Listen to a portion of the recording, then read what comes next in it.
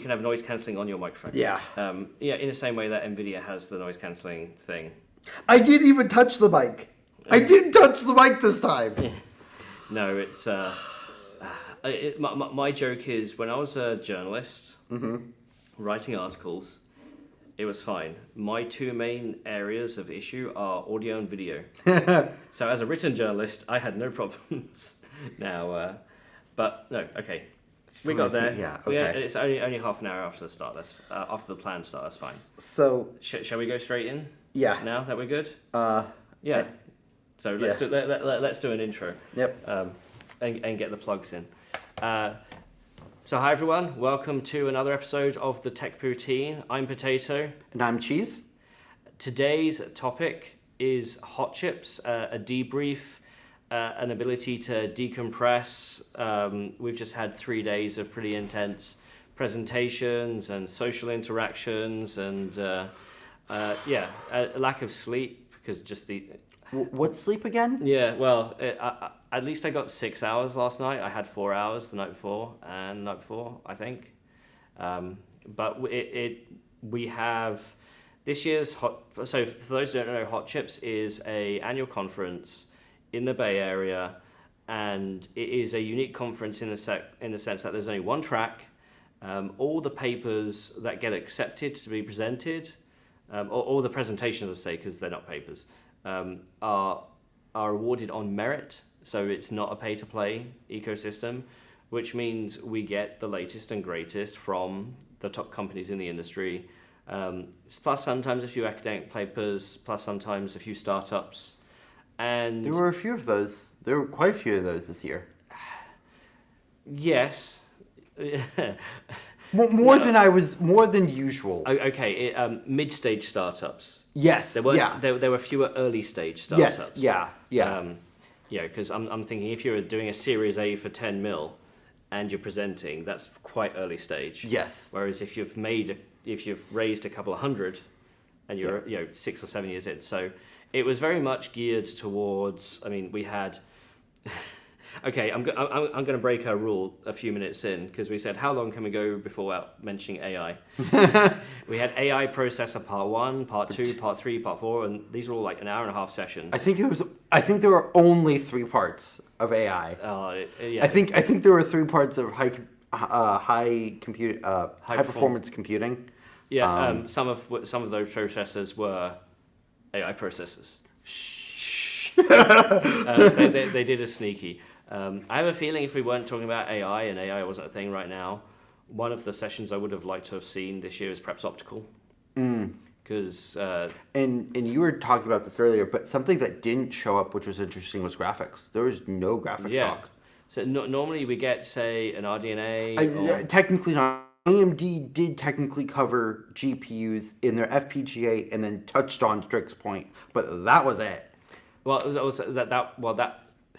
those were talk. So the FPGA talk is an FPGA, and it just happens to have a GPU. Yeah, it happens to have a GPU. And the Strix Point mentioned was simply because the Zen 5. Yeah, but I mean, the fact that was it tells you a lot, right? Yeah, we're used to having, say, an RDNA. We're used to having some sort of gamer level NVIDIA, or maybe even an ARM Mali update, or in a rare occasion, Imagination with the next powered VR. But no, nothing like that this year. I was actually speaking to a couple of companies. It's out of cycle right now. No new consumer GPUs on the immediate horizon or in the last few months. You could say in the mobile space there's stuff to come as well. Yeah. Because ARM announced their new, but that's not coming out till devices next year. And these companies weigh up the opportunity whether to be there or not. There were ARM people at the conference. That pretty much every company you can mention in the Bay that does hardware was there. Plenty of Apple people, Huawei people were there. I didn't notice the Huawei. Oh well, FutureWay. Sorry, the US ARM that's legally allowed to operate inside the US of Huawei. Okay. It's an R&D department. I was wondering who they were because I was noticing that I was like, I've never heard of that. But have you not? It's no. I've known about them for a while. There was one person in the Q&A who went up for about 80% of the Q&A sessions. to ask questions, and he was from Futureway. Oh, okay. I think I know exactly who you're talking about. Yeah. Yeah. Okay. He's done it in previous years as well. But then again, there have been years where Charlie from Semi Accurate goes up for almost every talk. Nathan Brookwood, Insight 64. Yeah. Last year and this year, this guy stood up for most of the presentations he was Yeah. in. The key yeah. is to get a seat on the end. Yes. Right next to the Yes. microphone. Yeah. Which means that you have to go into the auditorium about 15 to 20 minutes early to get that spot. That's fine. But it's so the way the presentations work. Each presentation, except the keynotes, are given a 30-minute slot in which you have about 25 minutes for presentation, and then a few minutes for Q&A. There was also, because now post-pandemic, there's also virtual, so people signed up, watched virtually, and there was a Slack channel for Q&A that people could interact with, and so we had a lot of questions from the Slack as well. Given that I'm there in person means I don't even pay attention to the Slack. When it was remote, obviously that was a place to be because that was the only place to get social interaction at this event. But yeah, no, well recommended. This year, if you're from a developing country and a student, they had a special $5 option for online access. Yeah, it wasn't just this year. I think it's been a thing for at least 2 years now. Okay, they didn't used to do it. Yeah. Because it relies on a donation from a body. I do know students who wanted to come but couldn't afford the ticket because I think it's if you buy it late, it's like $115 or something. But I know a couple asked to be volunteers, so they came to the show where volunteers could attend, and for them the networking was pretty good. Yeah. So yeah, the networking is separate to the actual presentations. The networking is, to be honest, you could spend 2 days just networking. Yeah. At the event. So you could spend a week just networking at an event like Hot Chips. And if you didn't hear in the pre-show, George and I both took advantage of the press room.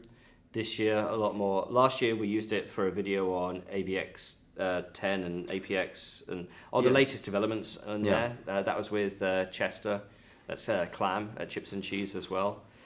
This year, the press rooms were a little bit easier to find, but we both used them for on-site interviews. So George has another recorded interview. Two. Oh. Two. So for all you guys making fun of me and my mic, and me being bad with mics, short story.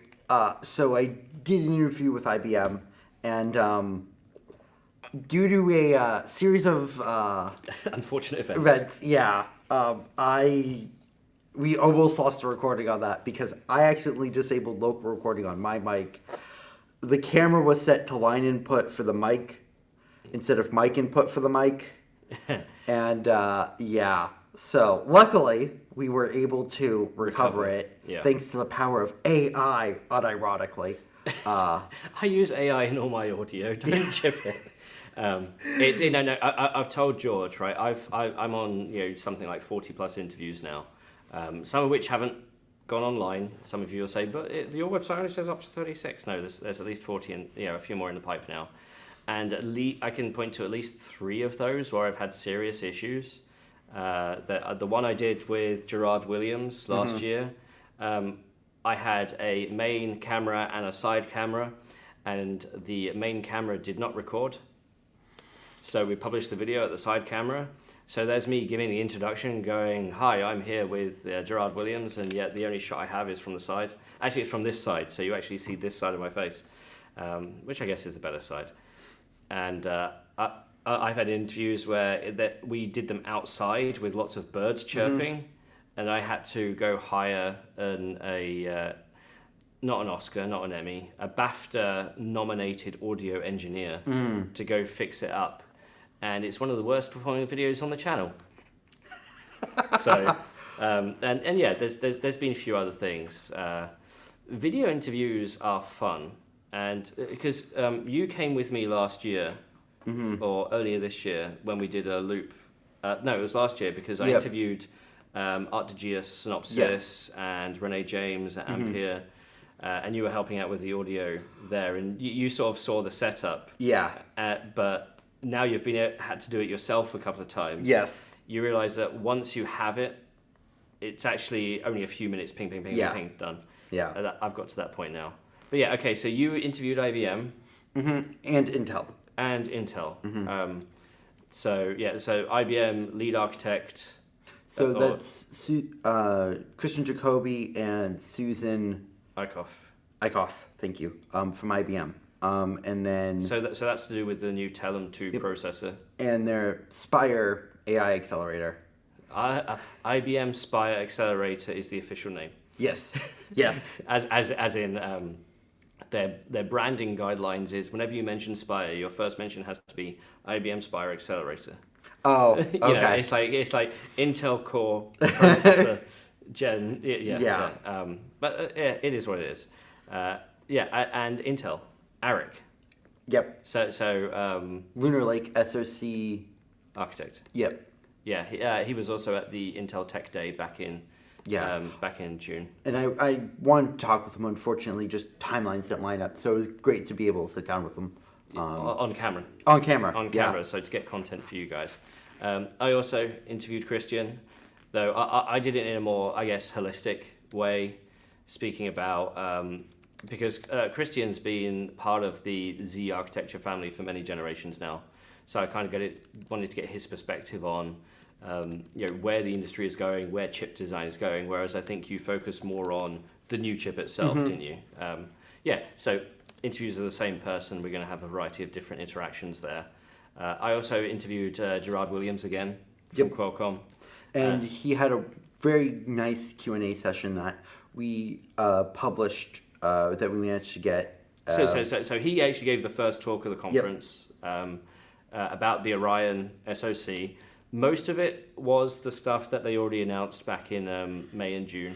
However, there were a few tidbits of information like structure sizes and branch prediction that were good.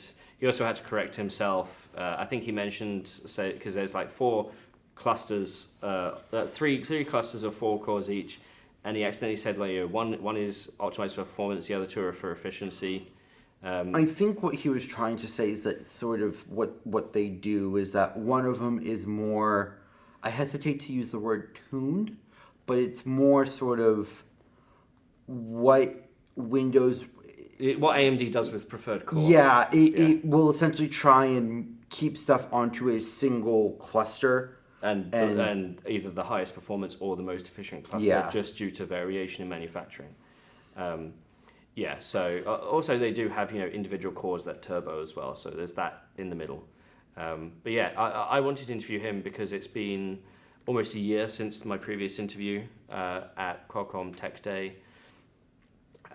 Also his presentation on Orion, just from his perspective as the core architect, how he's felt all the milestones were hit, the interactions with Microsoft, the launch, the devices. And aside from the one-on-one interview with me, he did like a round table with the press, with George and Clam and a couple of others. And Chester Clam wrote a piece with the input from that on chipsandcheese.com. I highly suggest you guys read it, because I'm now using that piece, and I told Chester this last night over dinner. I'm using that piece for when companies say, what level of information do you need in our core architecture disclosure? I point to that piece and I say, these are the questions and answers and the level of detail provided after 2 sets of disclosures, right? So ultimately, that's where we need to be at the beginning. That should be your minimum bar, because the extension of the information we learned was great. The questions you guys asked were really good, and the answers he gave were honest. Yeah. And sometimes companies go into things like, we don't speak about the branch predictor, we don't speak about how this works, we don't speak about how this works. That did happen. But sometimes that's all they answer. Right? Yeah. You've been in those conversations. It's like, no, what was on the slides, that's all we're saying. Any questions? And you're like, what the hell? And then you ask a question like, oh, sorry, we're not answering that. Oh, proprietary information. Yes. Or it depends. Gerard's been media trained, I think out of necessity, but also he's he's an engineer, right? He knows that there is substantial interest. He knows that there's corporate person sitting on his shoulder saying you can't say this, you can't say that. But I postulated to him about the nature of the compute platform and where it's going, and we didn't speak about future products because they won't, but the trend in where performance has to be in that market. So it's the sort of questions I like to ask. Yeah. Just to see if we can get an insight into what's going on. But that was good. We had interviews. But yeah, the show as a whole, pretty dense. We did want to go through a few of the talks. We won't have immediate slides to show anyone. But Yeah. And actually, what's funny is we sort of covered part one, like the part one, because we talked about, I guess, the IBM stuff, and well, we unless you want to go deeper. So normally Hot Chips isn't a place for announcements. It depends. Established companies talk about stuff that's 6 months old. Yeah. Mid-stage and startups talk about what's coming. IBM, IBM. Because I get so many questions, people say, "What do IBM do these days?" Right? Because historically, we see IBM as this silicon R&D giant. IBM's main business today is consulting. So what they do is they help clients achieve where they need to go. Right now, obviously, that focuses in AI, but you've also got things like HR and management and supply chain and stuff. But unlike the traditional consultancy agencies like PwC or Deloitte or BCG, some of which I've done work for, they go and build unique hardware solutions to enable their customers. And some of that is silicon, some of that is fundamental research into next generation semiconductor devices and materials. That's why IBM did the whole 2 nanometer announcement a couple of years ago. That's why they're partnering with Rapidus in Japan. That's why Intel. And Intel, yeah, they're partnering with yeah, they're partnering with a lot of people, and so one of the things that they've done since almost time immemorial, which I think is defined as 1950 January 1st, is they've had this platform called Z, and Z is what we traditionally call big iron and mainframe, the stuff that holds the world together. That I guess that's more their marketing materials than mine, but it's true. They have fundamental systems backing government and finance, all built on this architecture, which isn't x86 and it's not ARM and it's not RISC-V. It's older than all of them. And it's also backwards compatible to pretty much the first generation. Yeah, I think technically it's only backwards compatible to System 370. I think it technically has to emulate System 360. Well, again, this is an argument of, are you talking about native compatibility or are you talking about emulation compatibility? Because you can... Oh, no, they can emulate all the way back to the original System but it has native capability as well. Yeah, And last time they announced a Z platform was the chip at the heart of their Z16. So just for a clarification point, you have Z16, which is the system and the family of systems, and then you have the chip inside. Normally, or previously, they used to be called the same thing, right? And last generation, they decided to split the naming and call the chip Telum. And it was at that time I got to meet more deeply with IBM. They're now technically a client of mine as well, and have been for a while. But with Telum, they had this guy called Christian Jacobi presenting. It was a very good presentation. It was pre-recorded, remote. Funnily enough, we joked that in the interview there was more people in the room for his interview at Hot Chips than there was at that original Telum presentation in the studio. And so they spoke about Telum 2, which is their next generation. Sizable. On some level, I want to say it's doing things a lot differently, but in a lot of other ways, it looks extremely similar. It's the fundamental idea of how an out-of-order core works is the same. Oh yeah, from a core architecture perspective. the way that they're doing sort of everything SoC. else, and even if from what I remember of the core itself is quite different.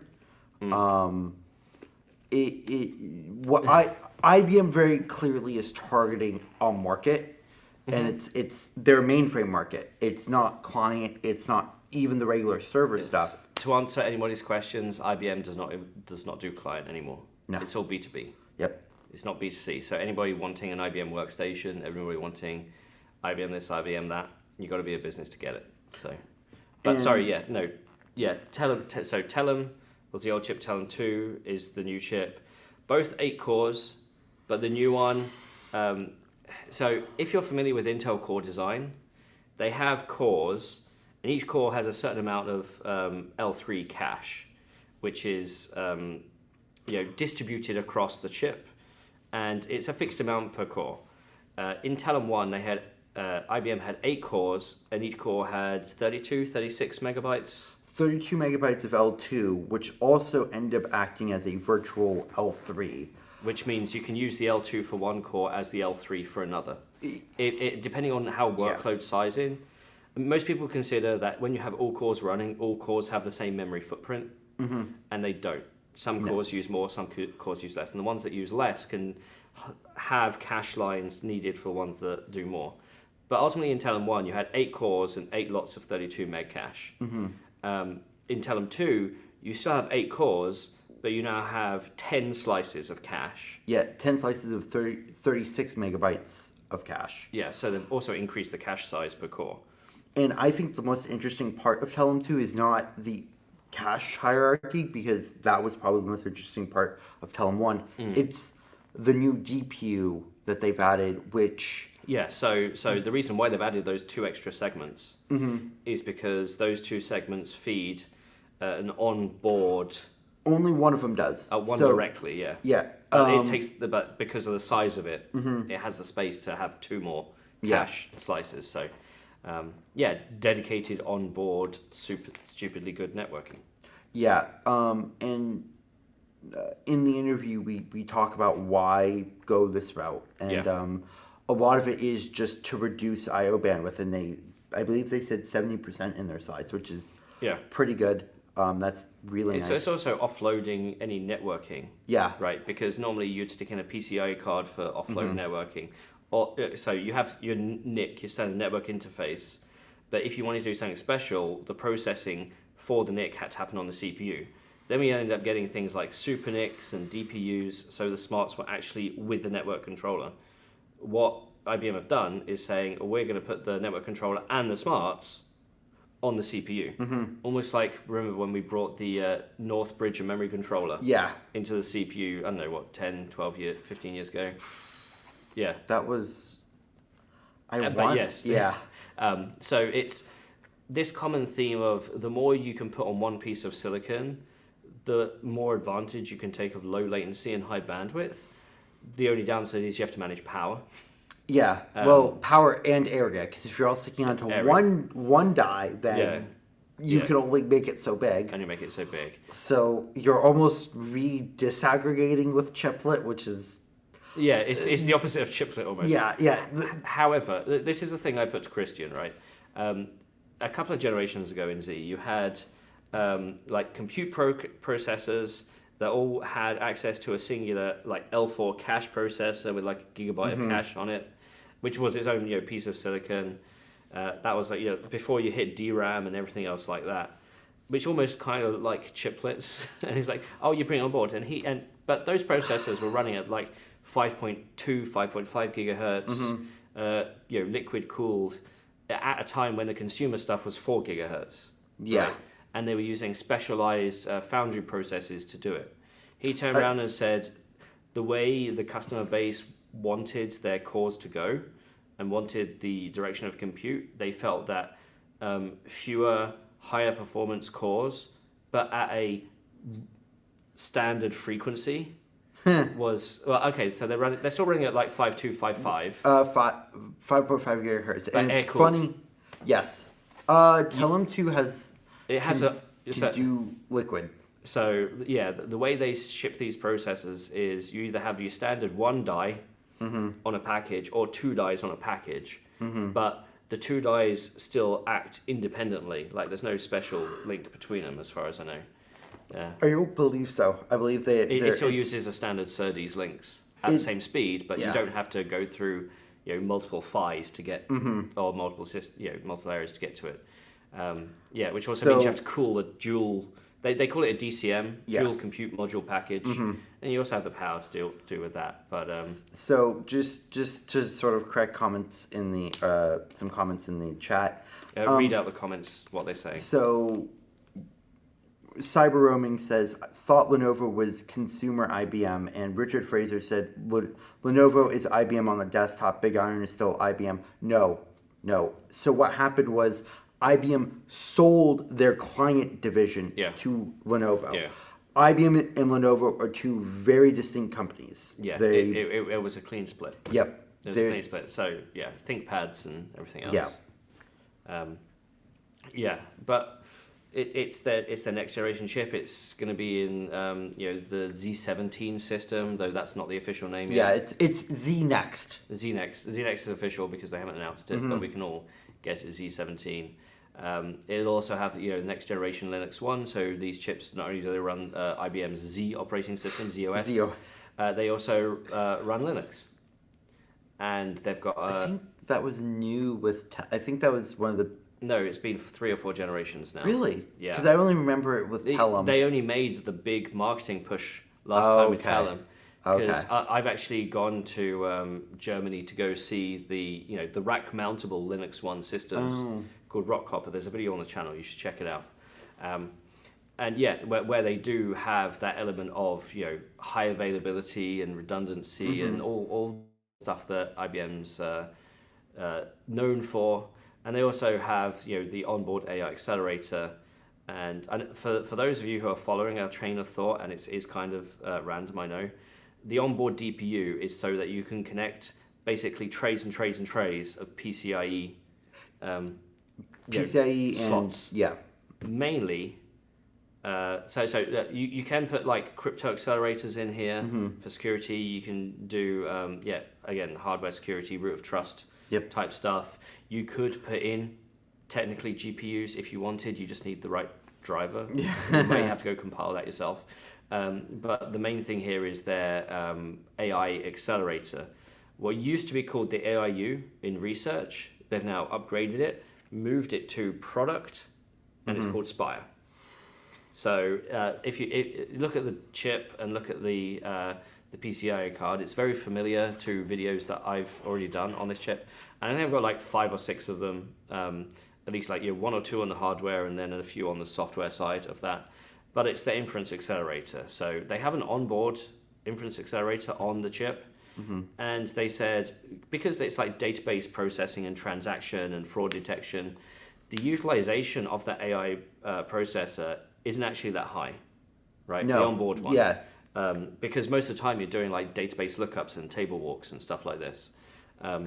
However, there are groups of customers who are now wanting to integrate things like large language models and machine learning, or extrapolate other inference models into that ecosystem. So they said one 8-socket Telum 2 system can support 192 of these Spire accelerators for a total compute power of 30 petaops. And again, remember that the way that Z as a system is just a whole bunch of essentially cabinets. Yeah. And you have a processor cabinet, an I/O cabinet, PCIe cabinet, and they all work together to form a Z system. And even though all you hear is Z16, it's customizable. Like a standard Supermicro server is customizable just at the sort of multiple cabinets full of stuff, right? You can have 2 I/O cabinets, or you can have 4 storage, 2 I/O rack mounts. You can have 4 storage rack mounts. It's but again, it's one of these B2B things. They also use it heavily in the consulting side. If you're familiar with the software stack, IBM watsonx, is built on their supercomputer, which I helped name, and that's not the first time I've mentioned it this week. One of the highlights of the career, right?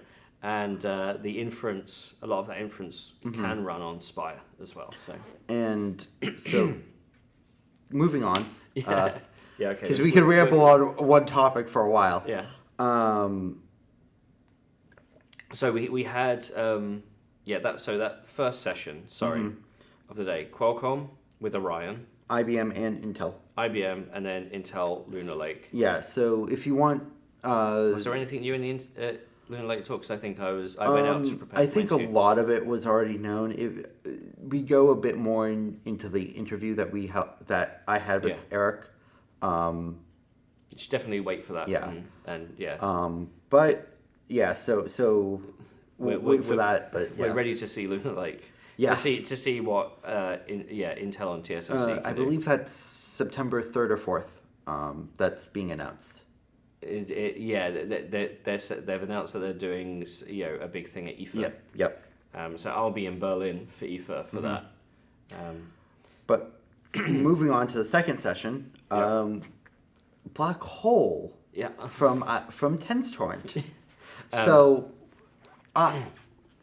Okay, so again, full disclosure, TensTorrent is one of my clients. Yeah. So I'll let George, because I haven't told George much about what TensTorrent's been doing. Yeah. So what did you think? So explain. What was the title of the talk? So the title of the talk was Black Hole and TT Metallium, the standalone AI computer and its programming model. Now, I hesitate to use the word disclosure, but I was very skeptical of TensTorrent because for a while there, they were saying that stuff was coming out, and it took them a while from saying stuff is coming to it actually coming out. But with Wormhole, they finally started getting stuff available for devs to use, and quite quickly afterwards, Black Hole became available to buy, which I think is a very good sign, because that was one of my worries, was seemingly they were saying we have all this coming, technology, yeah, but none of it was available. So it's like, great. The one thing TensTorrent is good at is roadmaps.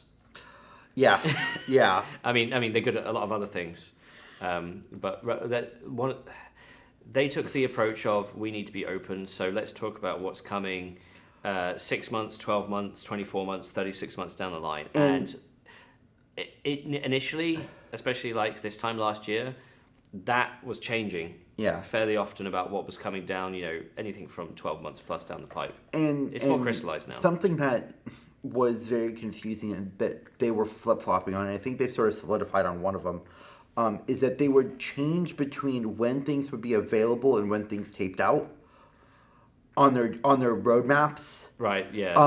I think they finally solidified on tape out time. So if you ever see like a slide from them about their roadmap, I believe the dates are when they've taped that processor out, not when it's coming to market. Or not when it's GA. Yeah, which is general availability. Yep. So just if I had this very conversation with them because I told them directly I thought that it felt like things were like sort of. It was a confusing message. Yeah, things were confusing. It felt like the roadmap was changing a lot. It's another reason why I work with them. Yeah. To help try to demystify some of this confusion. But no, they have dev kits now in the market for Grayskull and Wormhole. They announced the Wormhole ones just a few weeks ago, actually. And I spent at least a couple of days with them while I've been here in the Bay. So I'm very intimately familiar with their roadmap and what's going on. So, but the presentation itself. Yeah.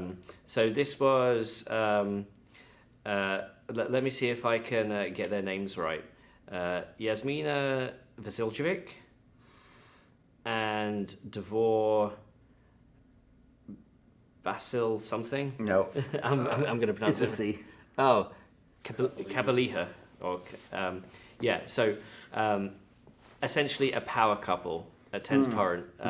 Husband and wife, both senior fellows. I've had Yasmina on the channel already. Her background is in FPGA design. She's worked at a number of companies in that space. I think it was Altera and Intel. DeVore, similarly similar background as well. They are taking on a mixture of firmware and systems at Tens Torrent. Also, incredibly young. Yeah. Practically my age. Going to the... sorry, I should say, I recorded a video with them about their new Quiet Box system, which is one of their dev workstations. That's going to be coming out hopefully in the next couple of weeks. And yeah, I've got both Yasmina and DeVore on that video. And so now, going to the presentation, you were saying to me how the 10.6 cores are just RISC, not RISC-V. But this presentation seemingly contradicts that. Can you maybe clear that up? Okay, so the first tape out from Tens Torrent was called Jawbridge back in 2019, and then I think they went to Grayskull. Then I think they went to Wormhole. Yeah, Grayskull, Wormhole, Black Hole. Right. And if you notice in the roadmaps now, it says 10.6, 10.6 plus, 10.6 plus plus. The original 10.6 were technically RISC and not RISC-V cores. Okay. And maybe the plus was as well. They have now been upgraded to RISC-V cores, but they're still highly customized, very much custom instruction design. But this is because the RISC-V cores don't actually do the compute. There's 5 of them in a 10.6 core. 2 do the control, and then 3 so controllers in, network out, and the other 3 do a mixture of data management with the cache, compute, and some other stuff, and storage. It looks like. Dealing with the cache and the SRAM and stuff. Okay. That's what I mean. So the whole point here is that every stage of the design has a RISC-V based control point. And you can use, and because they have essentially all the same interface, you can write one kernel, or you only need one compilation chain for everything. And that's part of their simplification. One core looks like one chip, looks like one system, looks like one supercomputer, right? But yes, so they spoke a little bit about their newest generation, newest generation Black Hole. Yep. Which has, that's the one with the Sci5 X280 cores. Yes. In it. So the way that some of these machine learning models are evolving is that not only do you need matrix compute and tensor compute and graph compute, you may also need some serial compute to do some interesting things like custom operators. So we're seeing some of these designs now add in amount of standard CPU compute, like RISC-V performance cores. In this case, it's Sci5's. I want to say there it's the extreme line, or is it the vector line? X280. It's the intelligent line. Okay. Yeah. Because they have the performance line and then the intelligent line, and the intelligent line is the X series. Yeah. Okay. So yeah, there you go. Basically, they're vector processors, as in they have vector units in them. And then the generation beyond that, Tens Torrent's going to their custom RISC-V Ascalon stuff. Again, videos which I've done you can find on the channel. And so the Black Hole section of this talk was just the chip that's now available as a dev kit, also in their Galaxy supercomputer. But they explained the architecture, or at least the SoC design and how it works, how you program for it. And I think they went into a lot of detail. One of the things is this chip is also something like a, correct me on the numbers, but isn't it like a 3.2 terabit per second switch? So if you wanted to use the chip as a switch and not as a compute, you could. Yeah. So it was funny, we're having discussions saying, if you just put the chip on a PCIe card with all the networking out, it'll be like adding a NIC, but a 3.2 terabit per second NIC to your system. Yeah. And you can also have a memory version. They did. I don't think that hit quite as hard as what people were thinking, Yeah. or as it was meant to. Also, it's 4 terabit. Yeah. My Okay. bad. Yeah. Yeah. So the whole thing is, if you buy one of their rack mountable systems called Galaxy, with 32, Mm-hmm. 32 black holes in, then you can either use it as a compute node, Mm-hmm. or a networking node, or as a memory node. Because how much memory is in one of those? In this, do you remember in the slide? I think it's like I think it was like 11 terabytes or something. 16 terabytes per second bandwidth, 1 terabyte capacity, and they call it AI memory. So they have this Yeah. diagram of sort of 3 of them on a triangle. Yeah, They have yeah. that. Then they have the 11.2 terabytes per second Mhm. I/O AI switch, Yeah. and then the 24 petaflops AI compute. But it's the same box. It's the same box, but could do any and or all of them. Yeah, so Um, you don't need to get a specialist box for this, a specialist box for that. You can just do it all. And it also means you can software configure on the fly. Yes. If you're... also, no networking. As in, you don't need InfiniBand or Ethernet. No. Well, it runs its own Ethernet protocol. So, because it runs its own protocol and it's a mesh architecture, you don't need top of rack switches. Mm-hmm. You don't need the overhead of having to buy switches from a company, because the processor itself is a switch.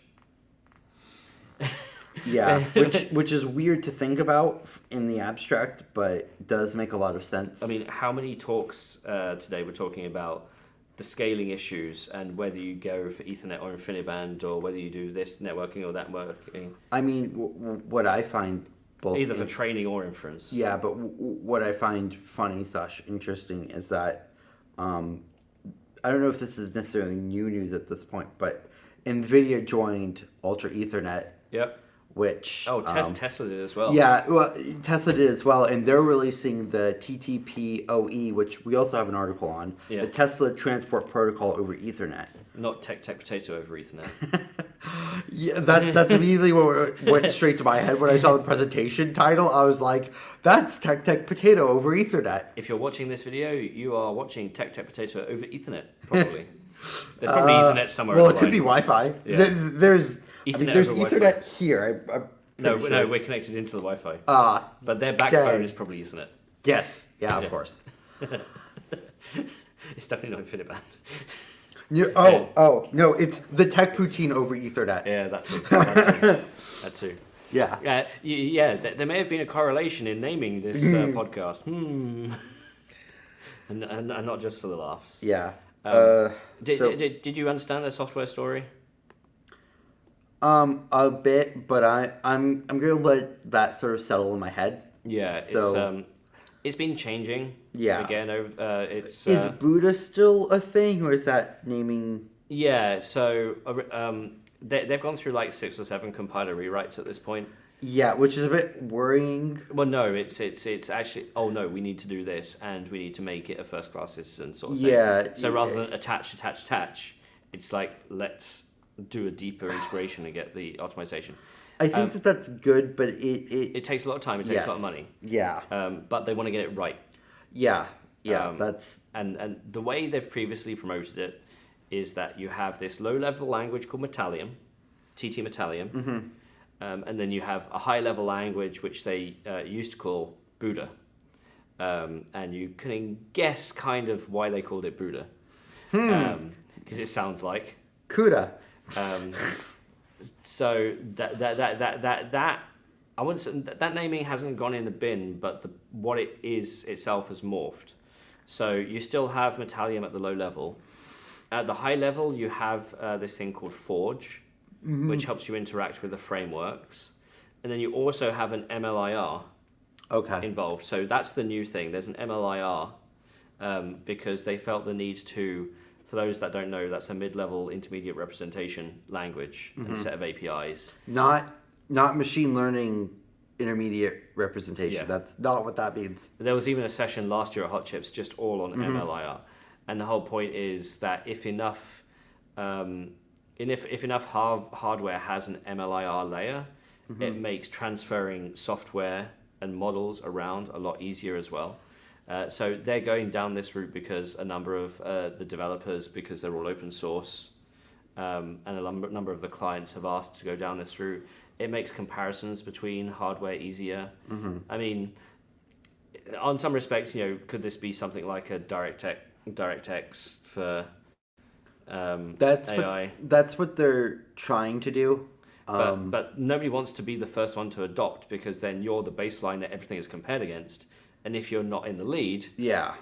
you're down. So Jim Keller doesn't care about that. He right. He cares about support. He cares about utility. He cares about changing the world through silicon. And it's his belief at this point that you don't do that through a proprietary system. Now, SK Hynix was showing off compute and memory, which sorry, just clarify. Yep. Line. Yeah. Next talk. Yeah. Next talk. SK Hynix was showing off compute and memory, which was a big theme of last year's tutorials. I don't think they were really showing anything new. I think it was more of an announcement talk than anything else. Okay.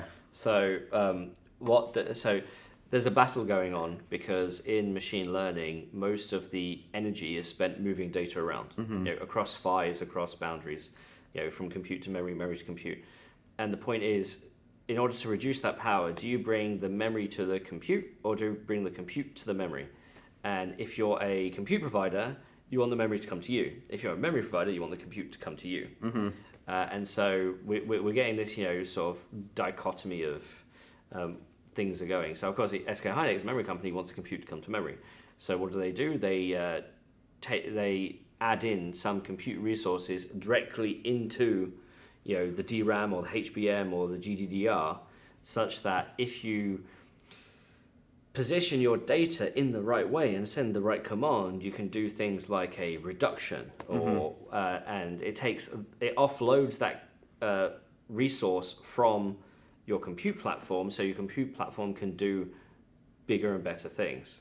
And something that I think wasn't made super clear was, I know that when Samsung was is doing compute and memory, it looked like the compute was taking about half of the memory space, which is not ideal for you don't lose half your capacity for a little bit of compute. But that isn't really what the case is. We had a discussion about this. Apparently it takes sub 5%, sub 1%? Yeah, so Samsung's first generation to this, they took like an 8 gigabyte, I think it was a HBM module, a HBM die, basically only did SRAM in half, and then did compute in the other half, because they didn't know what level of compute they were going to do, and they didn't want anything. They just didn't want to overcomplicate what they were designing. So it was a half capacity, but with some compute. It required the equivalent of 24 SMT, 24-way SMT to get full performance.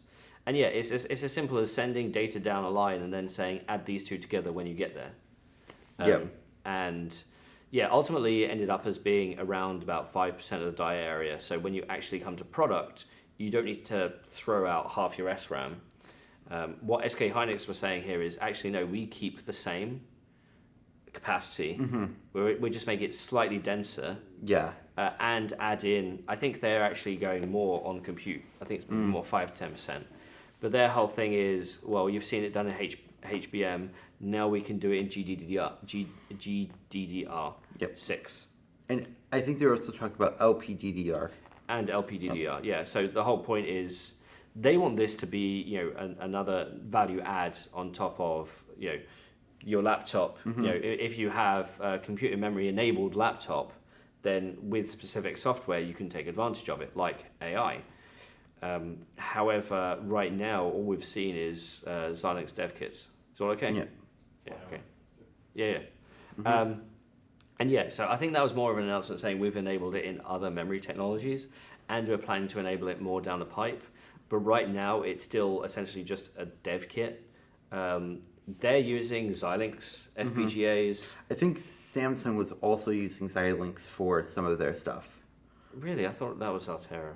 But either way, it's, if you want a card not only do you have the expensive 10 grand Mm-hmm. FPGAs, because these are like the ultra scale VU9Ps Yeah. as well, which is the Yeah. super high end ones. And with the GDDR6, the new generation, they've doubled the capacity per FPGA as well. But that's Okay. because they've doubled the number of chips. Yeah. They've put chips on the back. My main argument here is if you have a stick of memory, and the DDR spec I think allows for 15 watts per module, and most modules are around about 5 to 7 watts peak. It depends on the capacity. It depends. It and depends on the ranking. capacity and what games you're talking about. Yeah, but Optane was pushing up against the limit. Mm-hmm. That's one of the reasons. The thing is, if you have that, and then you're saying, okay, now I'm doing compute in the memory, that means you're transferring some of the power needed Mm-hmm. for compute to the memory.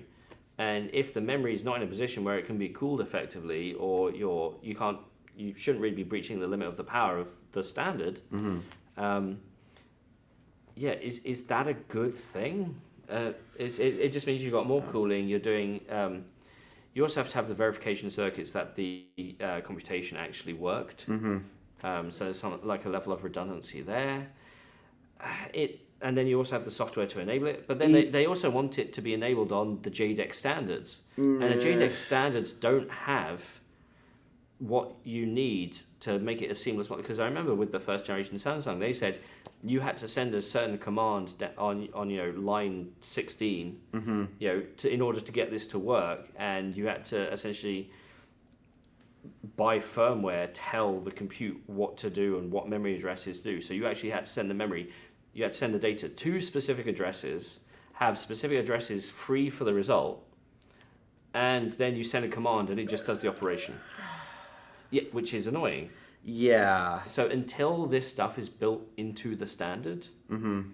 we're not going to see adoption. But also, they want to price it up against standard Yeah. memory, which means it won't get mass adoption in consumer. No. Well, not just that. I think servers aren't going to care about it either. Which makes it a chicken and the egg problem. So it's like, well, no, it's SK Hynix. They fund a number of startups. They'll say use this. yeah. Well, the startups will, but I'm thinking more like the general server market. If you're trying to put it into like a DDR5 DIMM, Well, it is using FPGAs, so perhaps a simulation market. Perhaps I don't think they verification. really use. Again, it's they're being very unclear of the target markets for this. They just keep saying machine learning. I know It's like Samsung cloud. made like a cluster of what was MI100s with Yes, HBM PIM, which could in some. wasn't that for Fujitsu or something? I think that was internal. Okay. Um, Yeah, I remember. Yeah. yeah.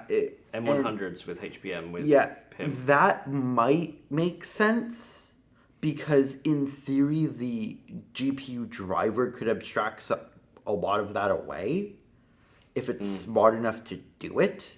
But you have to have the custom firmware to know that it's there and know how to use it. Yeah, which is not necessarily Or a a big driver. ask. Yeah. But Again, it comes down to standards. Standards has to support it. Otherwise, well, HBM it's a hacky. HBM is it's kind of But then you become a compute standard, not just a memory standard. yeah. Let's talk about floating point rounding. Well, with that, do you want to move to Intel? Yeah, sure. So Intel was showing off Granite Rapids D, which is their Xeon 4 Edge. Yeah, the D's been historically what we'd call an edge platform. Yeah. So this is in the field, long time, some amount of compute, big focus on networking, typically as well. Yeah. Um, I had worries because of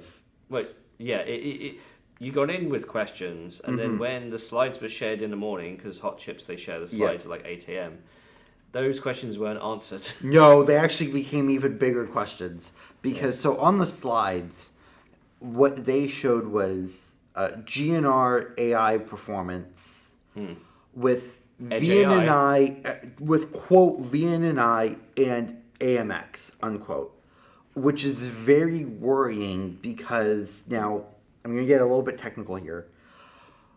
I was worried about AVX 512 not being enabled. Now, what you need to know simply is that AVX 512 is encoded in a format called EVEX or EVX. And with Alder Lake, some of those EVX instructions were re-encoded into the VEX encoding system, which is what AVX, AVX2, and AMX all use as their encoding. So one of those sorts of sets of instructions was the VNNI instruction set. So in theory, you could have a processor that has just what's called AVX VNNI and AMX using the VEX encoding with no AVX and no AVX 512 support. The reason why this is if you want, AVX 512 has a lot of features across all of its instructions, whereas AVX and AVX2 didn't. So what they said is, can we enable some of those instructions without needing AVX 512? So hence this encoding change. Yeah. And I think the question is, has everything in Xeon 6 Granite Rapids D moved away from 512 into this VEX scheme? So you no longer have access to 512 resources, as in, is the unit even there? Yeah, is AVX 512 as an ISA supported? And it does appear that yes, it does support AVX 512. The answer you got in the Q&A was yes. Yes. That's literally it. Yeah. Yes. Yeah. Do you guys still support AVX 512? Yes. Yeah, which is very good because there were some worrying signs beforehand. To be honest, I think the worrying thing, so it wasn't in the instruction, the ISA document that Intel produces that talks about some future devices. I think the worrying thing here was...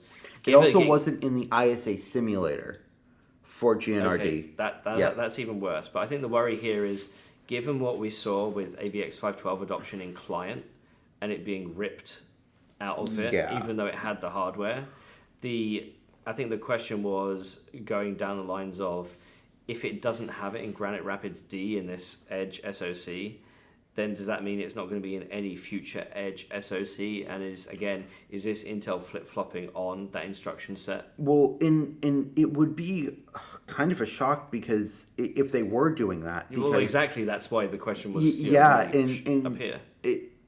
Because Intel has supported AVX 512 on the Xeon D lineup for over 6 years now.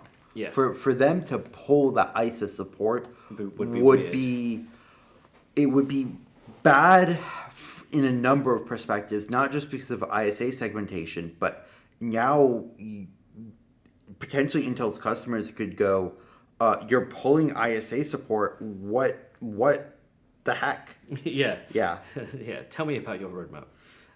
But it's the fact that you just got a simple yes, kind of, that's something that shouldn't have even been a question. It shouldn't have been, and I hate that it had to be. If companies want to work with me to avoid this sort of stuff, this is what I do. Yeah. I didn't see this presentation though. But it's sorted. I think the big thing for Granite Rapids D is that it's an extension of their chiplet architecture. So as in, Intel actually is fully on board with chiplets that can be reused in multiple places and optimized. So in this case, you have two compute chiplets and an I/O chiplet, or tile, or whatever you want to call it. But the I/O tile has 2 by 100 gigabit Ethernet. Plus, there's also accelerators, things like QAT and DSA and the others. It's taking the stuff that's in the traditional Granite Rapids line, bringing that over, changing the core count, changing the cache configuration, because I think the compute dies are actually cut. They're specifically for Granite Rapids D, but because they use 2 of them. I don't know. Or are they same as the main line? They may be. They might be. I'm not positive about that. The I/O dies are definitely different. And that's the beauty of splitting out the I/O dies. You can be this custom needed, and the Edge market main server market you don't need, or you probably do need, but it's supplied by different features. Fast Ethernet, but they also had media encoders as well now. Yeah. So because Edge is used for video, right? It's a case of how much compute can you do on the edge versus in the cloud, and optimize it and all that stuff. Works in the chat says, quote, y'all realize Intel's working on a 64-bit native standard which is going to have more extensions removed, right? This is going to keep happening. I mean, Fred. That's not what APX is. APX or x86S. We've got a video on this. Yeah. We've got a video on this. I've literally got George on the channel for this to explain why it's not that. So it's not 64-bit native. That technically is AMD 64 or x86 64 or whatever you want to call it. It just removes some of the encoding layers to simplify security. It removes 16-bit support, but 32-bit support in userland is perfectly supported. So that's not what that does. But yes, when I said APX, I was thinking something. I was thinking about registered additions. It wasn't native 64-bit Itanium. Yes. Yeah, and look how that went. Yeah, but also TSX was removed. Skunkworks follow-ups, quote, this will come and go. They removed TSX when they found problems, unquote. Yeah, because TSX was a security problem. Yeah. That's very different than removing a compute ISA. Yeah. Right? Yeah. Once the security is broken, it's broken. Yeah. If you can't fix it in, well, to be honest, even if you could fix it in firmware, you just don't want. Yeah. You want it natively to be rock solid. And technically, it wasn't x86S. It was Fred that did that, but I think, but no. It's There's a video in the thumbnail has the words Intel wants Fred or something like that. Yeah. And I really like that video because I think it broke it down pretty good into what exactly that, because it was a whole mess that week of people just misunderstanding, and to a certain extent I also misunderstood it because I thought my sources were genuine. So that's why I got people like George, who's actually read the specification or read enough of it to be dangerous. I know.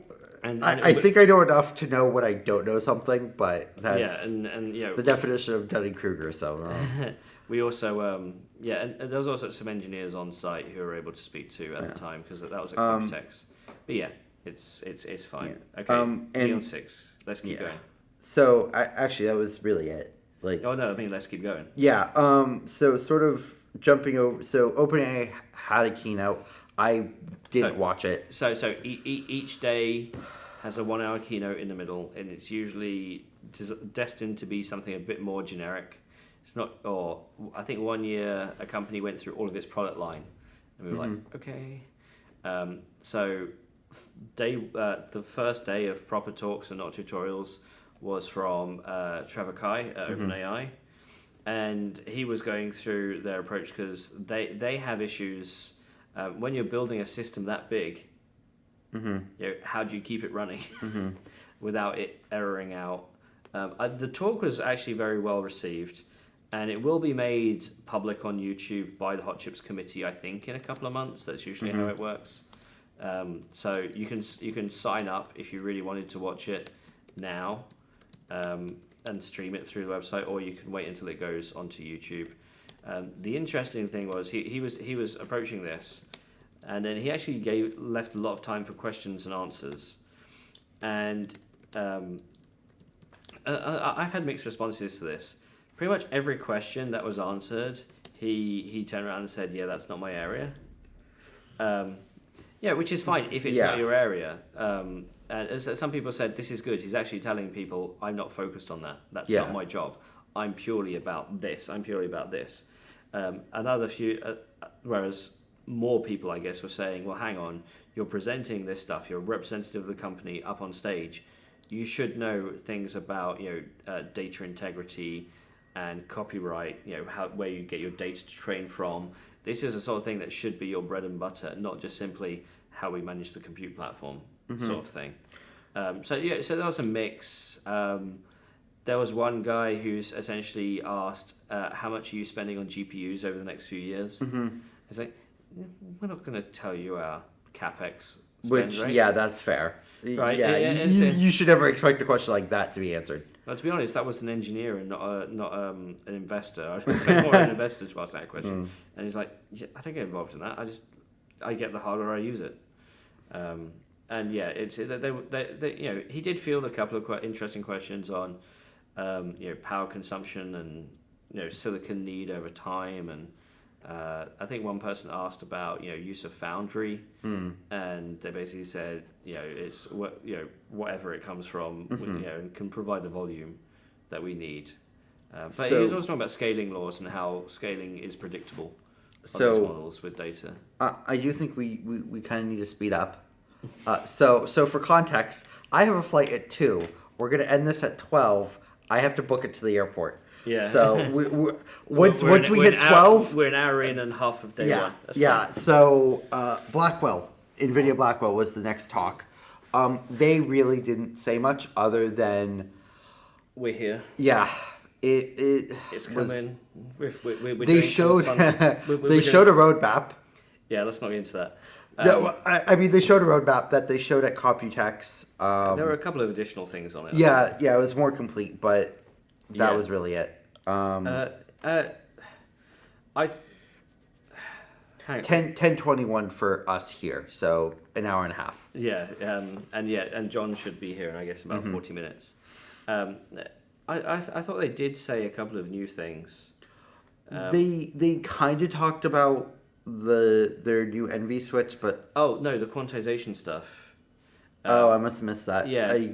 So their block float formats and how their Quasar software, about how they're optimizing, taking a model and optimizing it down to the level of accuracy that works, but then also how you make it, tensor parallel and stuff across systems so you can maximize your tokens per second.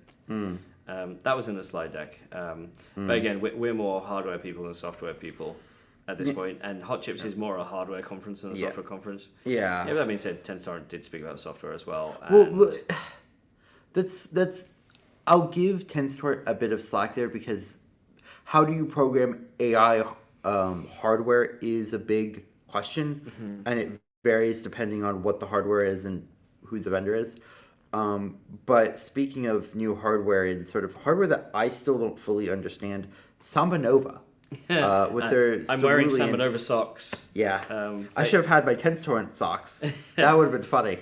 The funny thing is I don't have Tenstorrent socks. Even though you're no, I haven't picked any up. But yeah, no, so Samba Nova, they've got the orange and blue, because that's the colors of Samba Nova. They are the best well-funded. No, that's just bad English. They are the most funded AI hardware startup in the world, except one, which is technically funded by the Chinese government. So they've raised like $1.1 billion. I thought Cerebras was the most well-funded. No. Really? So Cerebras is the one that's got the most revenue. Okay. That's why they filed for draft IPO. Okay. Last week. So their big thing is that they are the major company going down the road of CGRAs, coarse-grained reconfigurable arrays, which is a type of compute architecture where you essentially have an array of stuff with a network in stuff, but the stuff can either be compute or memory. And so you end up like compute memory. And the idea is that it's a data flow architecture, so your compute flows through. And if you need to do say 2 softmaxes in a row, you just do softmax. And so the data kind of circles around where you need it to be, and the idea is that it flows. The point is you're moving less data around, and you're taking advantage of resources. This feels a lot like an. It can't. Okay, I'm probably very wrong, but it kind of feels like an FPGA. How an FPGA deals with data movement? CGRAs are often likened to compute versions of FPGAs. Okay. As in, you still can only do what the compute and the memory are able to do, but the way you route traffic can be very similar to an FPGA, which means that defense and military kind of like them because you can configure it that way. What they're showing off at the show is their new architecture called Cerulean that's in their SN40L chip that they announced back at Supercomputing. Yeah. So yeah, this is their first major architecture update from the first generation. And they went into a lot of detail about how their architecture works, how the way they're doing their CGRA has changed as well, rather than having separate compute and memory units, which I think they're like 760. We've now got 1040 of a unit that can do both, which makes it almost like a compute core. Yeah. But because there aren't any true caches, it's like a pipelined core. The devil is in the details. I guess I wasn't. Hey, paying the too much. subtitle of the site. It's I perhaps wasn't paying too much to the devil or the details for that matter. But it's no, it was a good for as much as Hot Chips is usually about core architecture, whether it's x86, whether it's ARM, whether it's Z, whether it's something else. This is a fundamentally different way of computing. So it was good to see that. Good to see the differential. I had a good chat with the Salmon Over team, hence the socks. My biggest complaint is actually they haven't really been public facing a lot. I mean, they've got the CEO Rodrigo, and I often speak to another couple of guys there. But actual, proper reach out, proper disclosure. That's partly because their customers don't want to talk about using them. Right. Yeah, if it's DoD military stuff like that, they haven't been. The best you'll get is it's used by X, and that's it. Yeah, yeah, and not the social media company. Yeah. So yeah, it sounds like they actually want to start talking more. They realise that they've got to go after a larger market, especially with that much funding. They're also, I think, one of the top 5 biggest CoWoS S users. I mean, there's like 3 major ones. Yeah. And then there's a bunch of smaller ones. They're technically one of the smaller ones. But yeah, CoWoS S, obviously, TSMC's packaging, which is mostly used by NVIDIA and AMD and is in limited supply. So I wonder, if their scope is 100,000 chips, that's going to be difficult to supply with that hardware. But again, given that they announced it last year, they're talking about the architecture now. Is it in GA yet? I don't know. It's I like Salmon Over. I should talk to them more. And actually, a couple of guys, after seeing them at Hot Chips, I noticed I've got a few emails and stuff. So hopefully we're going to interact more with them. Because when you've raised that much money... Yeah. Yeah. So, yeah. So moving on to another CoWoS S... Wait, actually I don't know if they use CoWoS S, but they are definitely fabbed at TSMC. But it's an Intel product. It's Intel Gaudi 3. Oh, yes. Do they use CoWoS? Yes, they do. Okay. I wasn't positive. I didn't know if they use... Yeah, no, I think it's CoWoS chip. Okay. Next gen. So we've heard about Gaudi and Gaudi 2 and Gaudi 3 for a while. They've done deeper disclosures into the architecture of Gaudi 3, which we like. As always, the big thing with Gaudi, because we always keep getting asked this question, it doesn't support one API, right? And that's because there are some front end issues with the chip. It was designed pre-acquisition, so pre-one API. If I go and use it, will I be able to use that software? Is it future-proof? And the answer is yes, for the most part. If you use standard frameworks, it's going to be fine. If you use the Gaudi-specific software for low level, then if you do that, then Intel will know, and Intel will help you make the transition, right? Because I will say that doesn't give good vibes in my stomach. I hope, at least from the answer that was given, I didn't have good feelings in my gut. Intel knows it's a thing. Okay. They already know all the customers that are using the lower level and the Synapse software. They are fully engaged with those customers. Okay. They don't expect new customers to start using it. Okay. But if a new customer does want to use it and finds value in it, you'll be so tightly integrated with Intel such that when Falcon Shores comes out, and you want to move your software that way, they will be there to hand tune what you need. As in Intel, I think at the start of when they started talking about Gaudi 3 knew this would be an issue and have put the bits in place to ensure that everything will be supported. The one thing they don't need or want is people saying, I invested 6 months into a language I can't use anymore. So it's there. It's from Intel's side, it's a solved problem because they know all the customers doing it, and you can't buy it freely. You still have to go through a Supermicro or whatever, and be part of the developer program to get the software stack. So they know who you are if you use it. Now, AMD talked about moving on. AMD talked about MI300X, which we've heard a lot about. Yeah. So nothing really new came out. There was discussion why 300X, why not 325, given that 325 is a new one. Yeah, because 325 is just faster memory. Yeah, it's more memory. Yeah, faster, more memory, which is nice, but not a change. If you want the change, that's MI350, and you can think of the MI300 series as a platform, not as a architecture. CDNA 3 is the architecture of MI300, MI325, and CDNA 4 is the architecture of MI350. Yeah. So it's as I said at the beginning, some of these talks are for stuff that we've known about 6 months, and this is one of them. So moving on to Broadcom, and their so now we're into the networking processors. No, so they had an AI compute ASIC with Tyler talk is an AI compute ASIC with optical attached to enable the next generation of scale-up architectures. Okay, yeah, this is the optical attached one. Yeah, and what they were talking about was having a 51.2 T switch that was essentially optically attached to a whole bunch of ASICs and or GPUs or whatever you want to attach to it. This is almost like interposer level connectivity. Yeah.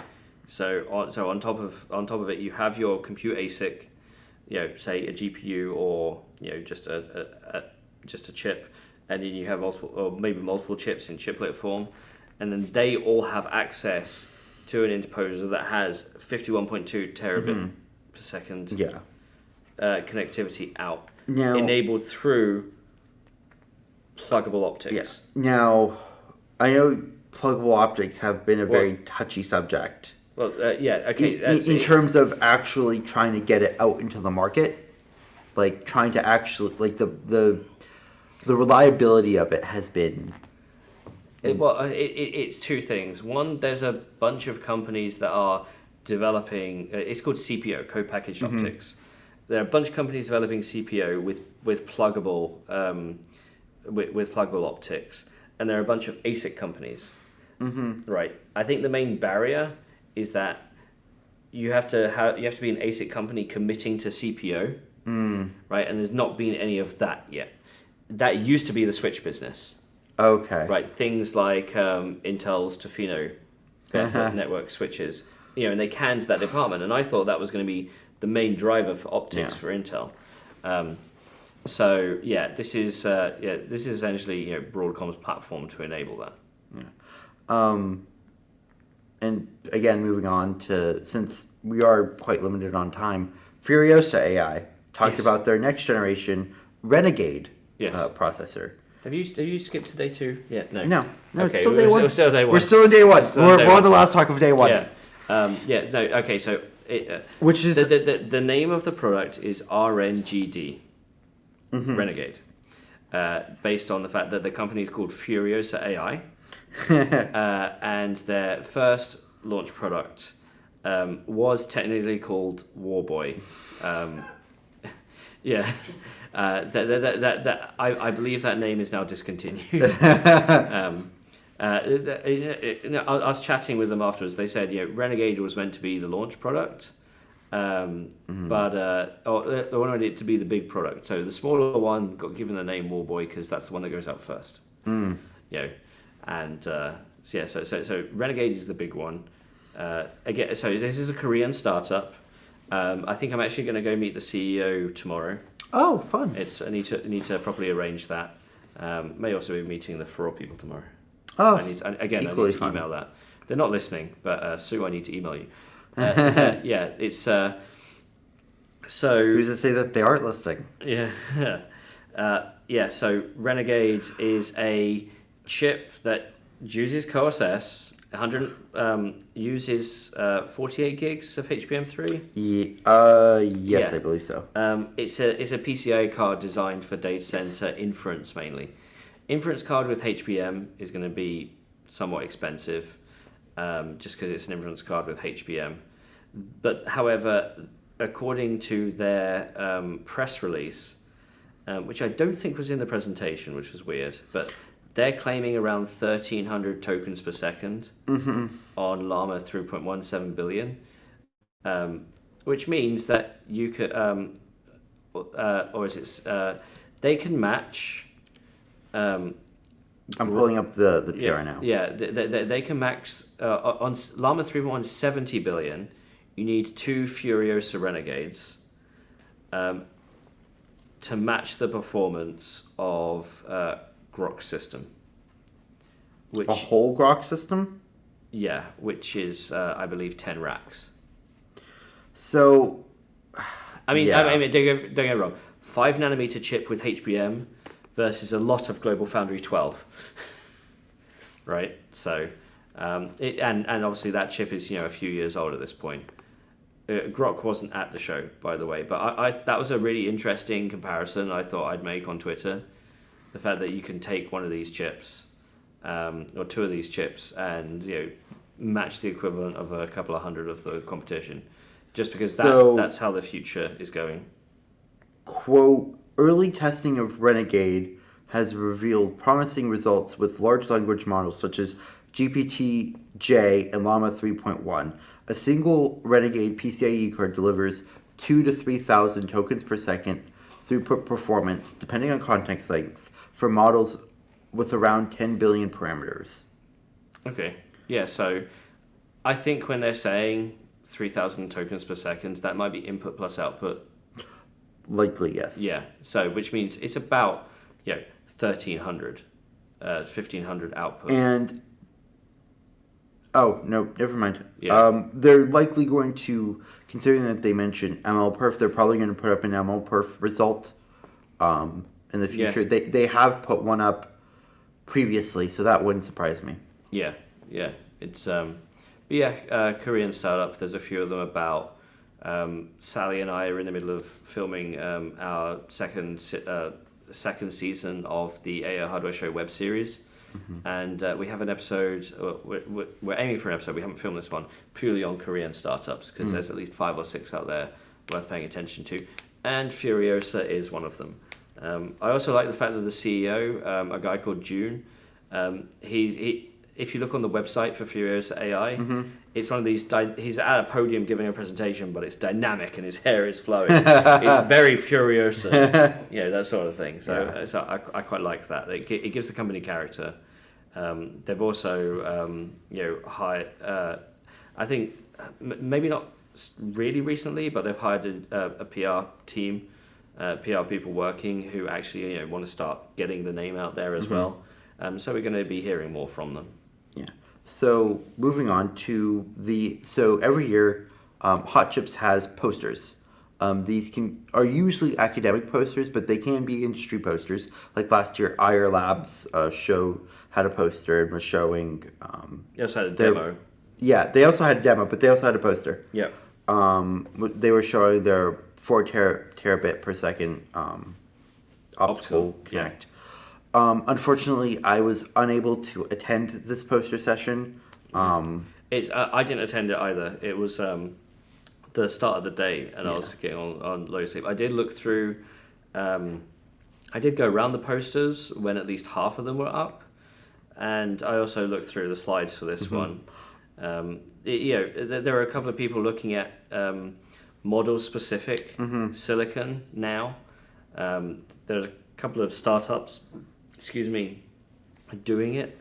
So this is where you simply have a chip that does Llama, right? I think Etched is one of the startups doing it. Uh, Or is th- that just Transformers? no, you're thinking of Talus. Etch might be transformer based. Okay. Talus Yeah. is doing model specific. Okay. That's Libesia's new startup. I've got an article on that on the More Than More Substack.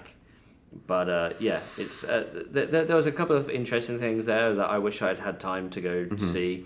But The nature of hot chips is that it's not long enough. it's also it's not long enough and too long at the same time. Yeah. Or individual days are too long. The whole conference as a whole is not long enough. Also, some of those posters are can be quite niche. Yeah. You know, it's like, oh, here's a 28 nanometer 6.2 gigabit per second Yeah, IO it's like timer or something. I don't know. Yeah, which is deep in the weeds of circuits and stuff. But yeah, no, it's also an opportunity. Well, I think it's an opportunity for research students to go show off some of their stuff. But when I asked last year, is it last year or maybe the year before? They said, oh, we accepted 13 posters. And of the 13 posters, I would have thought, okay, 13 research students, PhD students, postgrads, whatever. No, only one. The rest were being attended by professors. Right, which is a shame. Because you want students to experience things like this, not only for the technicality, but also the business side of it. I think academics don't often see a lot of the business side of machine learning and hot chips and stuff like that, but also the networking. Yeah, networking is always good. Yeah. The amount of times I got stopped a fair amount by people who recognized me. Surprisingly enough, I was also stopped, which yeah. Now I sort of know how you start feeling when people just come up to you. It's like, okay, cool, nice to meet you. I have to go do other things. Yeah, it's you remember when we were outside? I dropped my bag with you and Chester, and I was like, yeah, I'm gonna go see the booths and whatever. Yeah. The booths were like what, 50 feet away? Yes. 60 feet away, if that. I got stopped 6 times, and it took me 40 minutes just to get to the first one. Just to get there, yeah. Don't get me wrong. Amazing conversations with people. Even got asked for a couple of selfies. Caught up with a few people who I haven't seen in a while. Also got to meet an AMD architect that I've been wanting to meet for years now, and I've never actually met in person. Who? Because he kind of hides behind the scenes and doesn't want to be press facing. It's I think you spoke to him as well. Mike's mate. Oh, yeah. Yeah. So yeah, no, but it's like, hey, I've always wanted to have a chat with you and be a fly on the wall and So it was again, it's a more of a unique perspective because I remember going to my first Hot Chips and where nobody recognised me, which is the normal experience, but also doing like 12 live blogs a day, which was tough. But yeah, okay, sorry, distraction. Let's continue day 2. So John is still coming, apparently. Don't worry, he is coming. We are going to have gravy. Moving on to the first talk of the day, AMD Versal. I'll say this quote because AMD you're naming. Ugh. Quote, AMD Versal AI Edge Series Gen 2. That's a mouthful. For vision in automotive. End quote. That's a mouthful of a product naming scheme there, AMD. To be honest, it's an embedded platform. Yeah. Right. It's not one that they necessarily promote with the most gusto. The customer base is the customer base basically works on OPNs. Anyway. Yeah. Right. It's an ACAP. Yeah. By the names, which is Xilinx's name for adaptable advanced compute adaptable processor or something like that. I always forget what it stands for. ACAP. I think advanced compute. No, I think it's. I think it's advanced compute adaptable processor. Yeah. People who can Google it, stick it in the comments. It's an update. More compute. It's got some hardened cores in there. It's got a bunch of AI engines in there. And most interestingly, they now have an iGPU. So what They have integrated graphics Yeah. in an FPGA. Yes. Coming to all you console recreators soon, I guess. Yeah. Yeah. So what is the GPU RDNA? No, it's Molly. So Okay, so it's got an ARM GPU inside. yeah. To be honest, I fully expect that this product was spec'd Oh yeah. pre-acquisition. Oh yeah. This was probably spec'd back in 2019, 2020 because that's just how the FPGA market is. Well, also it's the embedded market. That's how the embedded market Yeah. is. So. But even FPGAs as of late, they've sort of been slower on the.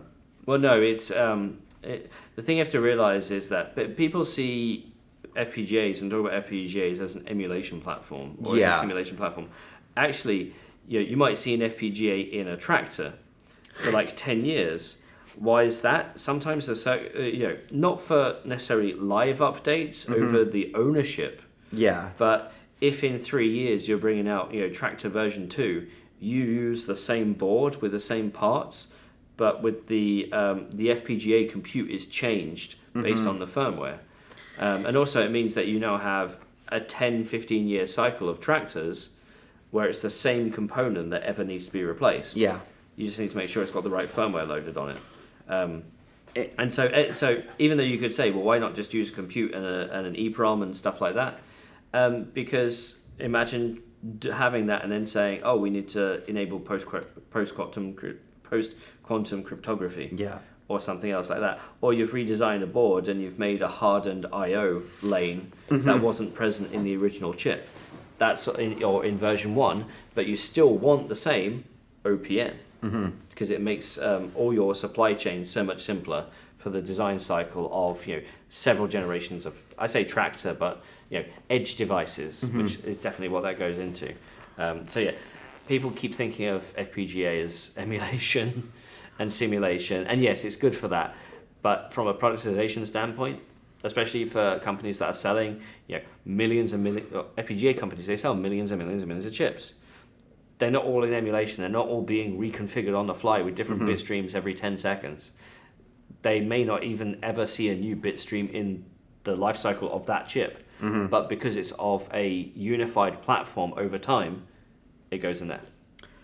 So that's my rant. Yeah. Moving to, I think the only major talk that wasn't given by industry. That's not true. There was the other one. What is the talk? Tell us. So the talk is, quote, ONNX, a programmable accelerator for sparse tensor algebra from Stanford. So this is academic chip. So ONNX as in ONYX. ONYX. Yeah, as in the stone, not ONNX as in ONNX. The AI framework, machine learning framework. Or ONNX, ONIX, the Pokemon. Yeah, that too. Yeah. So, okay. Yeah, that's a project for a student. ONNX, ONNX. Academic chip. Academic chips. Go into detail much about. Here's what we can do on a Global Foundries 28 nanometer thing. This isn't a talk I attended. I've got to the point where... that makes a lot more sense. So ACAP stands for Adaptive Compute Acceleration Platform. Yeah, adaptive compute. Yeah. Yeah, okay. I don't tend to pay much attention to the academic chips at Hot Chips anymore, simply because I go to other conferences like ISSEC for circuits and IEDM like devices, and there's a lot of academic papers there, but they talk about optimizing individual functionality inside a chip. Like, here's a faster adder, here's a faster I/O engine, and whatever. Whereas this is more of a academic chips aren't seeing the light of day, and if they spin out, they're usually underfunded, underpromoted, underpowered. Well, in terms of... Or they're going for something stupid like microwatt. No, I won't say going for microwatts is stupid, but it has a place. Yeah. But I will say that it is nice that sort of a prime slot was given to an academic research paper, and it was very in-depth, so that was quite nice. But What was after Stanford? That would be, quote, next gen MTIA, Ooh, spicy. Meta Recommendation Inference Accelerator. Simply put, this is Meta's custom silicon for inference, called the MTIA. Technically, they have announced MTIA V2, so this is a talk about the V1 chip. And there have been a few papers on this, a few research papers on this, and the sense is, Facebook has a lot of inference workload. Davina Duckworth in the chat says face chip. Face chip. Also, that correction about ACAP was given by Derek Chang, so thank you. Awesome, thanks. Yeah, face chip. Face chip. For Facebook Meta, they have an extensive AI division. I've done some work with them on. I did a video a couple of years ago about their new atomic clock timing chip, which was like all pre-AI and stuff. But the point is, you've got, when you have large data set, you have to separate in your mind. There's Facebook, the social media, and Facebook engineering, right? Do you mean? Oh, So Meta. the way that I see it in my head is that there's Facebook, the social platform, and then Meta, the technology company. Yeah, okay. That is more about the tech. Yeah. That's how I see it in my head. The thing is with MTIA, if you don't look at it properly, it could look like a Matir. So you got the Meta Matir. But yeah, it's the engineering side of Facebook is really, really smart. Well, they do a lot of interesting stuff. Don't realize how. Okay, in terms of the amount of compute Meta has, they could become a hyperscaler overnight, and become, I think, in terms of GPU compute, I think they would be second only to Azure, who I think is the biggest.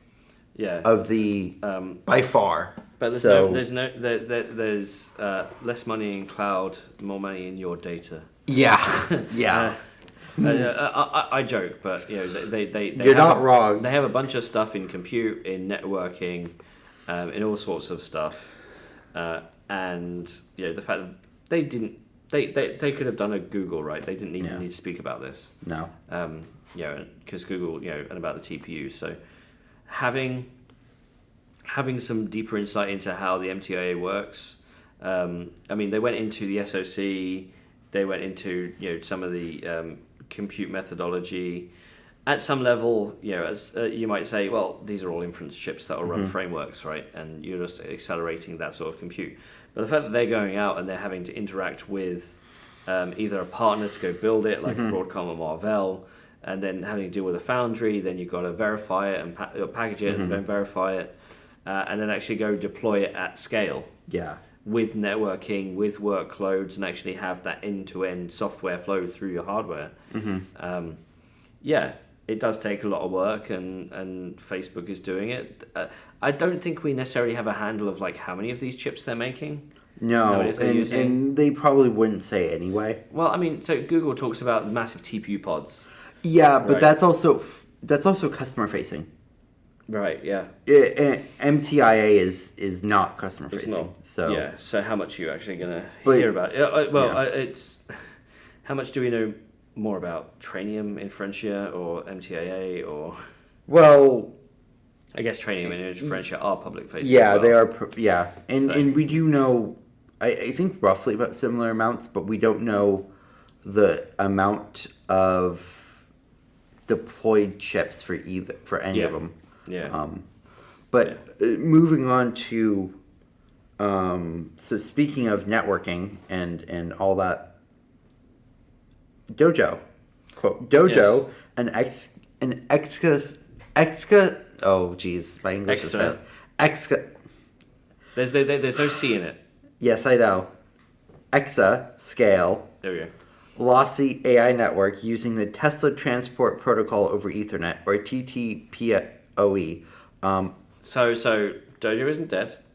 Dojo is fully up and running, even though a number of the team have changed. TTPoE is the way that their chips talk to the wider network, because their supercomputer is 120 chips. That's a 3 wide, 40 long, because you need the edge connectivity to bring the data in. So the whole point of TTP-oE is lots of data going through all the time to the rest of the network. And their whole thing here, well, there's two things. One, the standard 7-layer model, according to them, is broken. Yeah. Or at least needs to be reconfigured, as in some of the standard 7-layer networking protocol needs to be done in hardware rather than software, and that's what this does.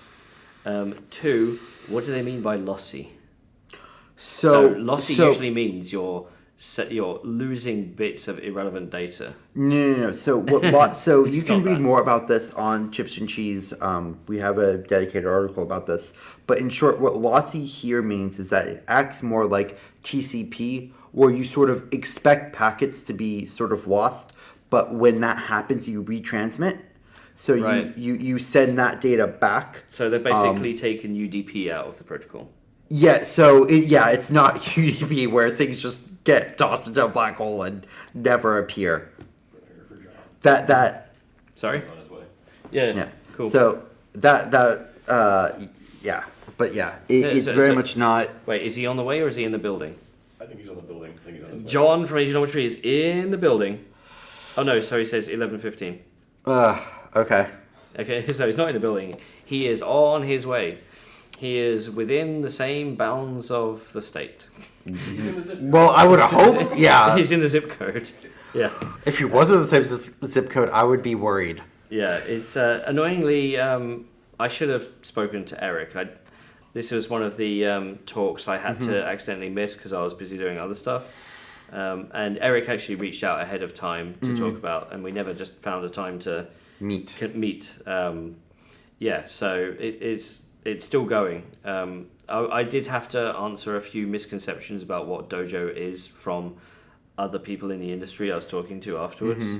They're like, oh, they put multiple wafers inside. Yeah, and so yeah, there's still some messaging around there, but we all know how much Elon likes promotion and PR agencies. So this is actually the networking session, right? So yeah, this is networking session, and continuing on with that was Enfabrica.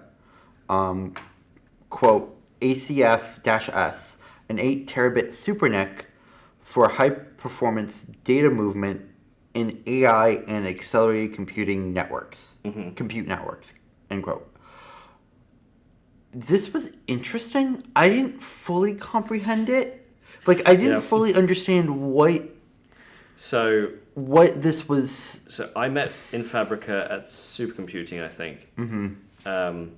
And they're doing a custom piece of silicon that kind of almost replaces both the NIC and the switch to a certain extent, but also has the added benefit of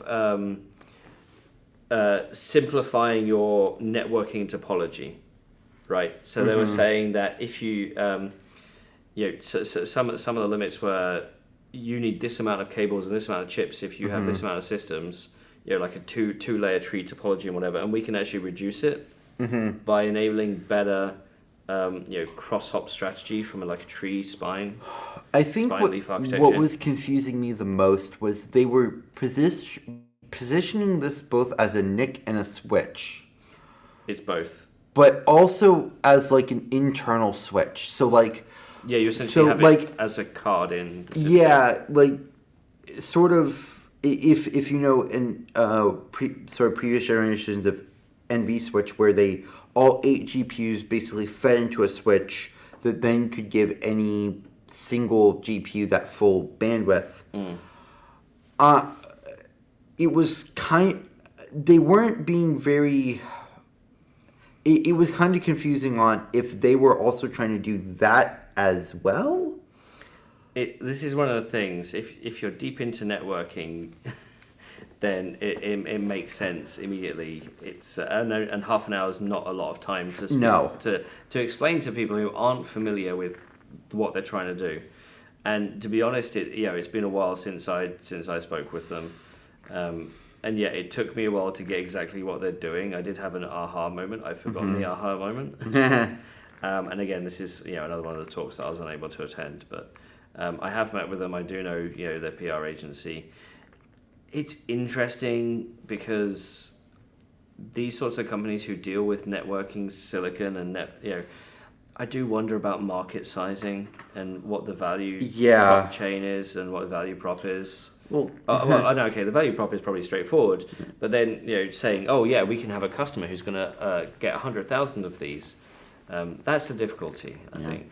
And speaking of value prop, the next talk, quote, 4 terabit optical compute interconnect chiplet for XPU to XPU connectivity from Intel. Intel. Now, what confuses me about this is not inherently that they're targeting optical or a chiplet. No, that all makes sense. The thing that I don't understand is they're partnered with IR Labs. They're an investor with IR Labs. Investment and partner can technically be two different things. But they're both. But they also invest in a lot of other companies, and I think part of the issue here is one, Intel did get rid of their network switch division, as I said a couple of years ago, which was going to be the lead platform for any sort of co-packaged optics. And this is a demo I think they've been showing off for like 6 months already. It's maybe, I don't know, but or at least the 4 terabit per second capability, because that's also what other people in the industry have already showcased. The thing that's meant to be a first is the XPU to XPU, and I think that's simply because they're one of the few co-packaged optics companies doing the research on this that actually have compute products to connect it to. So I was speaking with one of Intel's ex optics engineers who is now at a different company, and he said he worked on this and he was confused. Yeah. So it's hard to say how much Intel is committed to the technology, but also where they are in a roadmap, because they don't speak about it often. And when they do speak about it, it's the same thing for a number of months. Or it's bits and pieces. It's Intel Research and Intel Products are also two kind of different. There's Intel Labs, right? And I don't even think this fits under Intel Labs, because Intel Labs is meant to be like the moonshot division. Yeah, that's where you do neuromorphic and quantum. This is like Intel Networking. Products. This is but like a subdivision sort of off to the side. This is the research, so there's a network and edge group next. Yeah. That's one of the BUs. And this is the research arm of the Next group. Yeah. And I don't think I actually have any contacts in it. Next doesn't tend to interact much with the analysts. So as an analyst for Intel, right, I get updates from most of the BUs pretty regularly.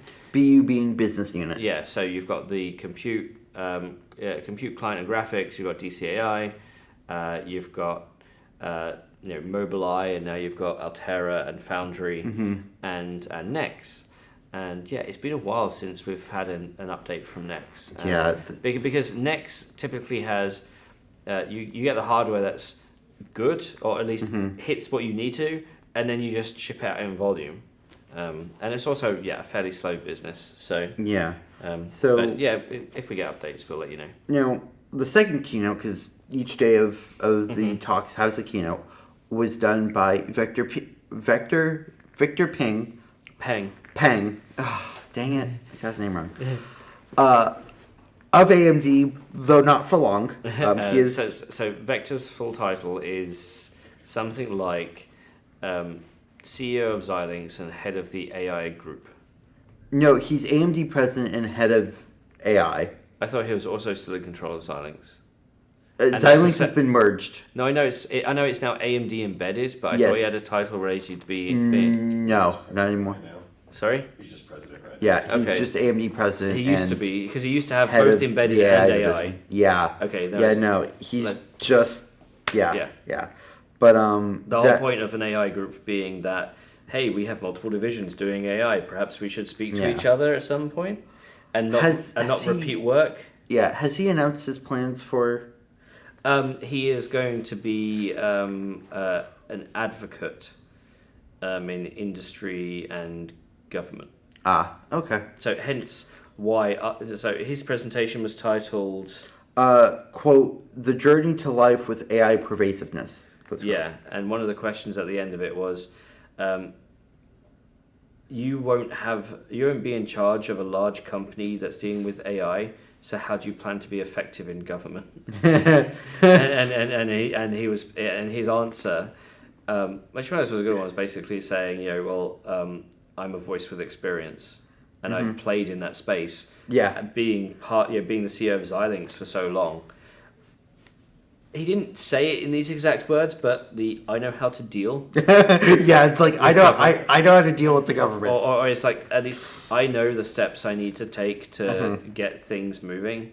And so rather than having a business that I'm in control of, I can now dedicate more time to be, he was also, I think he was president of the Semiconductor Industry Alliance at one point.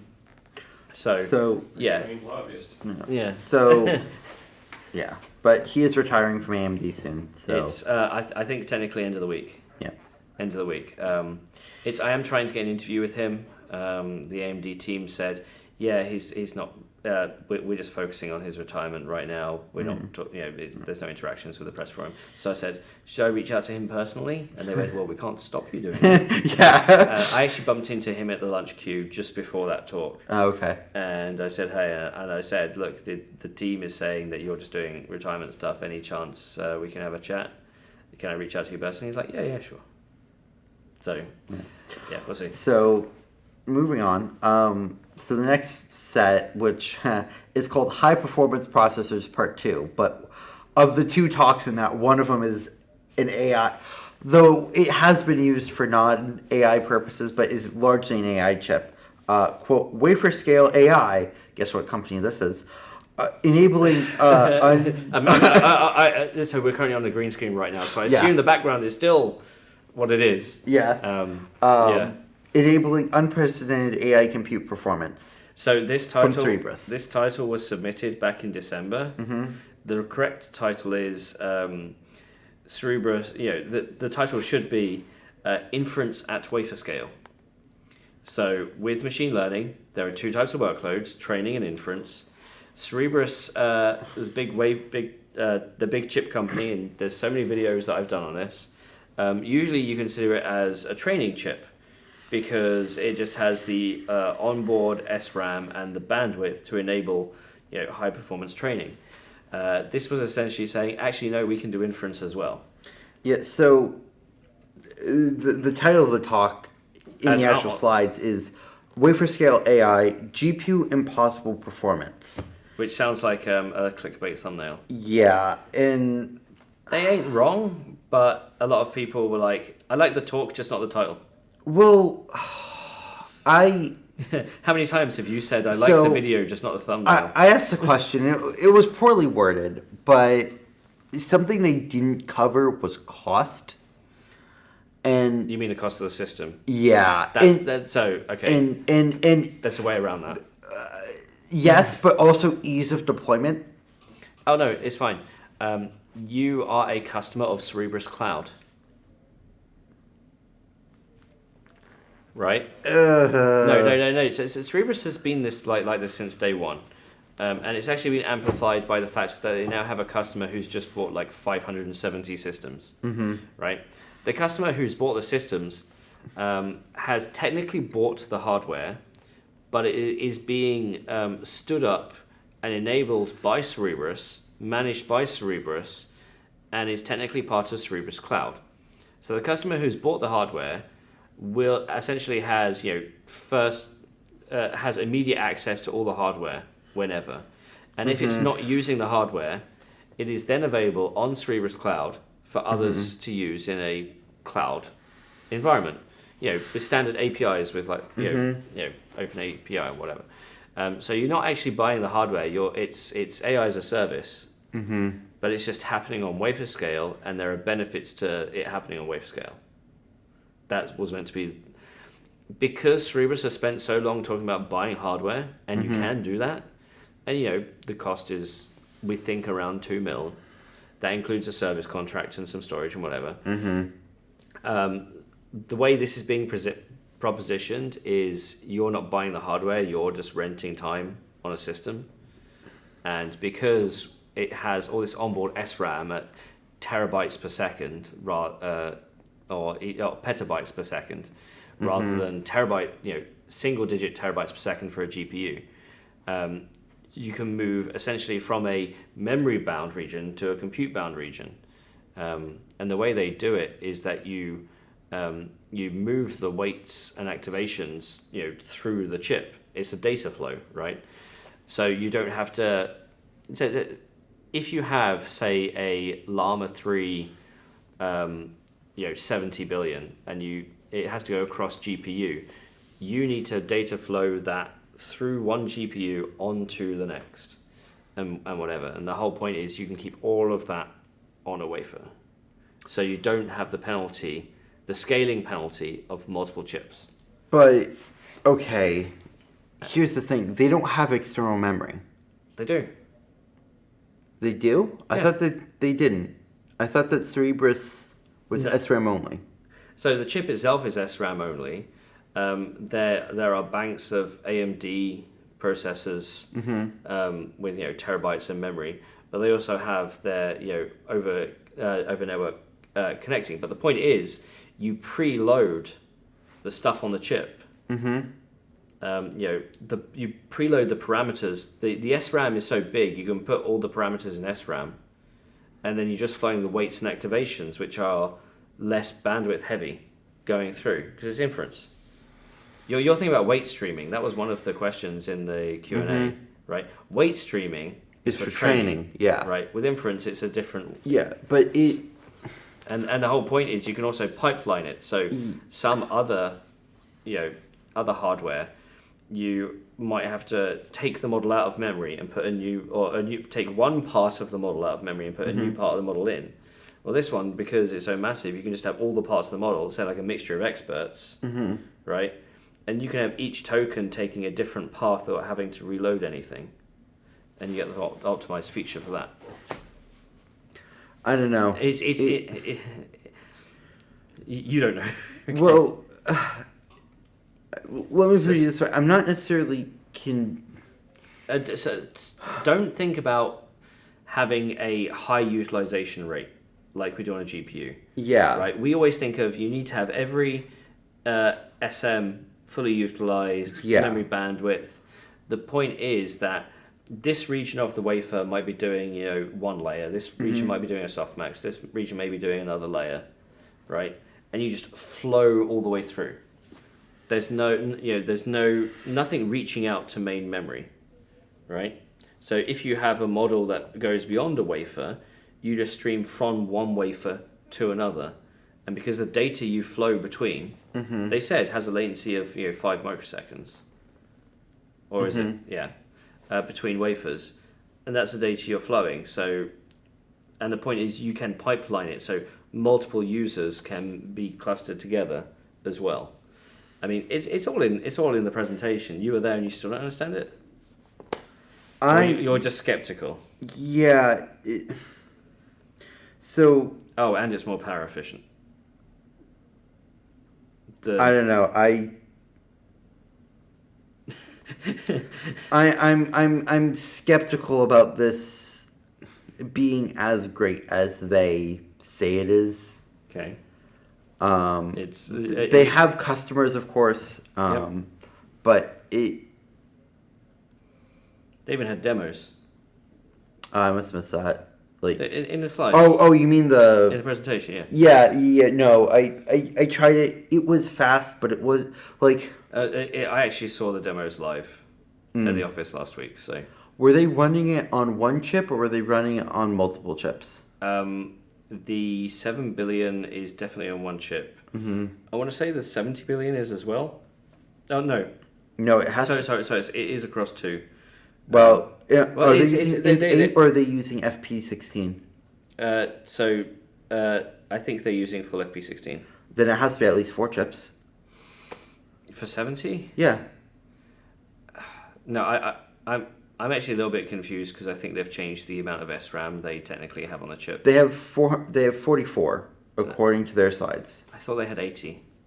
According to those slides, they said 45. I'm like, hang on, didn't you guys have 80? So they were saying 44 on the slides, yes. But I think previously they've said 80, or that may be a change from wafer scale 2 to wafer scale 3. But I thought the SRAM was equivalent. Yeah. I don't know, but they're saying for Llama 70B 16, you need 4, Yeah, which yeah. makes sense because 7 billion parameters, Well, 2 for- bytes for- per for- parameter is about 140 gigabytes plus Yeah. minus. Yeah. Yeah. Yeah. So, yeah, it. Again, I'm not convinced. Right. Is that because they don't support all the configurable FP8s? No, it. Oh, do you mean why they're using FP16? No. I mean, whenever we look at chips, obviously we think about what are all the modern features that are supported. Mm-hmm. And yeah, sometimes even though WaveScale Engine 3 is a new chip, the architecture is only slightly adjusted from WaveScale Engine 2. Mm-hmm. So yeah, big up. It's like when we have a look at we look at the Grok chip. That's a 5-year-old architecture right now. Not everything can be of the latest ilk. Well, yeah, but it's also it's sort of the same issue I have with Grok. It's like you can't just get a system. Yeah. Okay. So you're from the perspective of I want this thing under my desk. Or somewhere local, like in a rack that I can go and access. Yeah. Right? Well, you can. You just need a couple million. Yeah, that's the issue. And a really Okay. good power infrastructure. Yeah. So they used to say the first systems were like 15 kilowatts, but the power supply back end was still 24 kilowatts. Mm-hmm. It's still 24. They're not saying 15 anymore. Mm-hmm. No, but right, it's you have to provision for 24 regardless. Yeah. But I don't know. Perhaps you should go for see if you can find a Gen 1 system cheap. Ooh. Donate to Chips and Cheese to see Yeah. that. Ooh, I would have to strip You off. get a question if you want to field this one. Jack Durham's asking if TSMC is offering Cerebras any kind of advanced packaging that no one else does. So Cerebras' packaging is a custom solution from TSMC. It's been co-developed by both.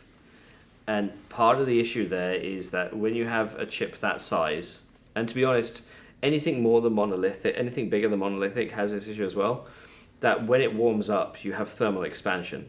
Mm-hmm. And when you have silicon attached to a substrate or RTL or anything in between, the expansion of this stuff happens at different rates, and it also depends where the current is going through the chip at any given time. You have to be able to manage that. There's also on top of that, you also have directly the power delivery and the cooling. What TSMC has announced recently is that the packaging that they're enabling on Cerebras and with Tesla Dojo is becoming its own offering for general use. As always, TSMC, when they have a new process node, they pick a lead partner, and that lead partner helps with the R&D with the design, absorbs, I guess, a little bit of the cost. On that side, typically it's because they know thousands of customers will want it. With the Cerebras side, it was a case of, and the Dojo side, it was a case of these customers need it now, so let's find something that works for them, and then let's work towards something that's more globally, suitable. So that technology is being called System on Wafer. They announced it back at their symposium, I want to say in May, June, and it should be coming through, I want to say, they're speaking with potential parties now, but more sort of like in the late 25, 26 time frame. When the people they're speaking to enable this, when that actually comes out, maybe more sort of 26. The thing is, Cerebras and Dojo are currently the only people who have really spoken about going down this route, and Cerebras has at least a few hundred wafers doing this. They've probably got a few thousand, even though they're technically a small customer for TSMC. Yeah. But it's this is what TSMC does with its newest generation technology. They also do this like with the legacy technologies that they're updating, right? They also add it in. So, and I do believe we have a guest. Ta-da! John has entered the building. We have Entered the room. Enter the room. So we have a chair for you, John. Oh no. Oh no. It looks unnecessarily imperial. It's given the fact that we knew we were going to be sat down for at least 2 hours before Yeah. we got here, we thought we want the comfy seats. Yeah. Okay. So if everybody doesn't know, John and his great channel Asianometry, you're what 700,000 subscribers now? Yeah, it's a lot. You almost said unfortunately then. It's John does deep dives into. The channel originally was focused on just general Asia stuff, but there is a tech bent on at least a good portion of it. Yeah. Yeah. Research. It's just voiceover B-roll. So if you hadn't noticed, John doesn't like to show his face, so he's kindly, graciously chosen to be on the Tech Routine. Welcome. You are our first gravy. Thank you. Thank you. Yes. Yeah, welcome to. Glad to be here. Thanks for inviting a weirdo and sunglasses over. It's How can we be sure that you're in fact John? I don't know. How do you the know? voice. The voice. Yes, yes. It's not an AI voice. Should point that out. Come riding the deer. Yes, Yeah. I came in on a Yes. gigantic deer. Yeah.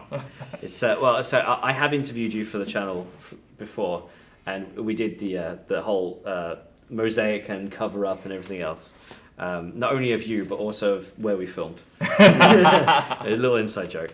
But yeah, it's annoying, right? That we've been here for Hot Chips for several days.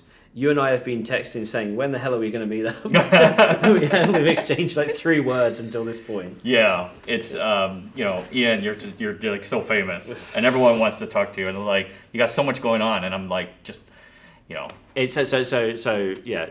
John's channel is like 5 times the size easily at this point, but because nobody knows what he looks like, nobody stops you unless Yeah. they see your little badge. yeah. Did you get some of those? I did.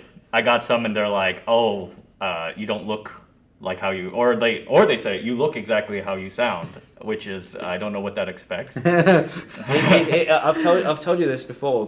People ask me, what does John look like? Really, And I say generic Asian tech dude.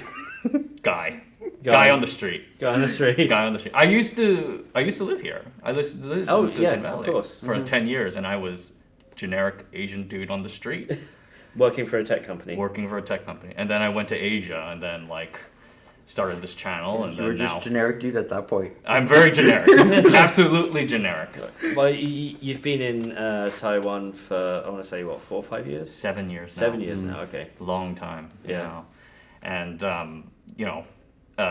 one thing I thought I would come to Silicon Valley, thought it would be cooler because it was very hot. No, just as hot. Yep. Not hot. Yeah. Just as much air conditioning everywhere. Yeah. But which has better food? You know what? I think what people are gonna hate me for this, but like Taiwan food tastes good, not healthy. Not healthy. American food, a lot of it. Well, if You can get if you can consume get a lot of healthy. it, yeah. You can have bad tasting and not healthy. Right. Yes. Tasting Yeah. enough, yeah. It's yes, I have struggled to find a decent salad on this trip. It's but yeah, no. Welcome to the show. Yes. And was this your second Hot Chips in person? This is my first Hot Chips in person, second viewing. Yeah. Right? Yeah. And definitely a unique experience. I can't lie. Well, you haven't been involved in chip design No. in the tech industry. So what were you planning to get from Hot Chips? I was trying to understand kind of the state of, I don't know if you've heard, but people are kind of caring about artificial intelligence recently. What? What's this AI thing you're talking about? I don't know. How long did we make it into the stream before mentioning AI? About 8 3 minutes. minutes. 8 minutes, yeah. I think that's a record. Yeah. In Computex, all they could talk about was AI, and I figured, you know what, I was here 6 months ago for another thing, and I was trying to learn about AI. Back then, vibes were amazing, immaculate. Now it's 6 months later, and everything is changed. So Everything's gone to crap, you mean? yeah, it's gone to the dogs. But Yeah. Got to hell in a handbasket. that's right. So I wanted to come back and see how people kind of who don't work on a 6-week funding cycle, how Yep, their yep, life yep. is and what Yeah. they're thinking about, what they're coming out with. Mhm. And also see some people. A bunch of people said that they're be there, and I figured, I gotta show up and I gotta say hi and like. But then it turns out they're all so busy, like Ian here, and won't, but. I'm of the opinion that this is the largest amount of influencers at Hot Chips ever. Right? So discounting George, because written media aren't influencers apparently. So me, you, Anastasia from Anastasia in Tech was there.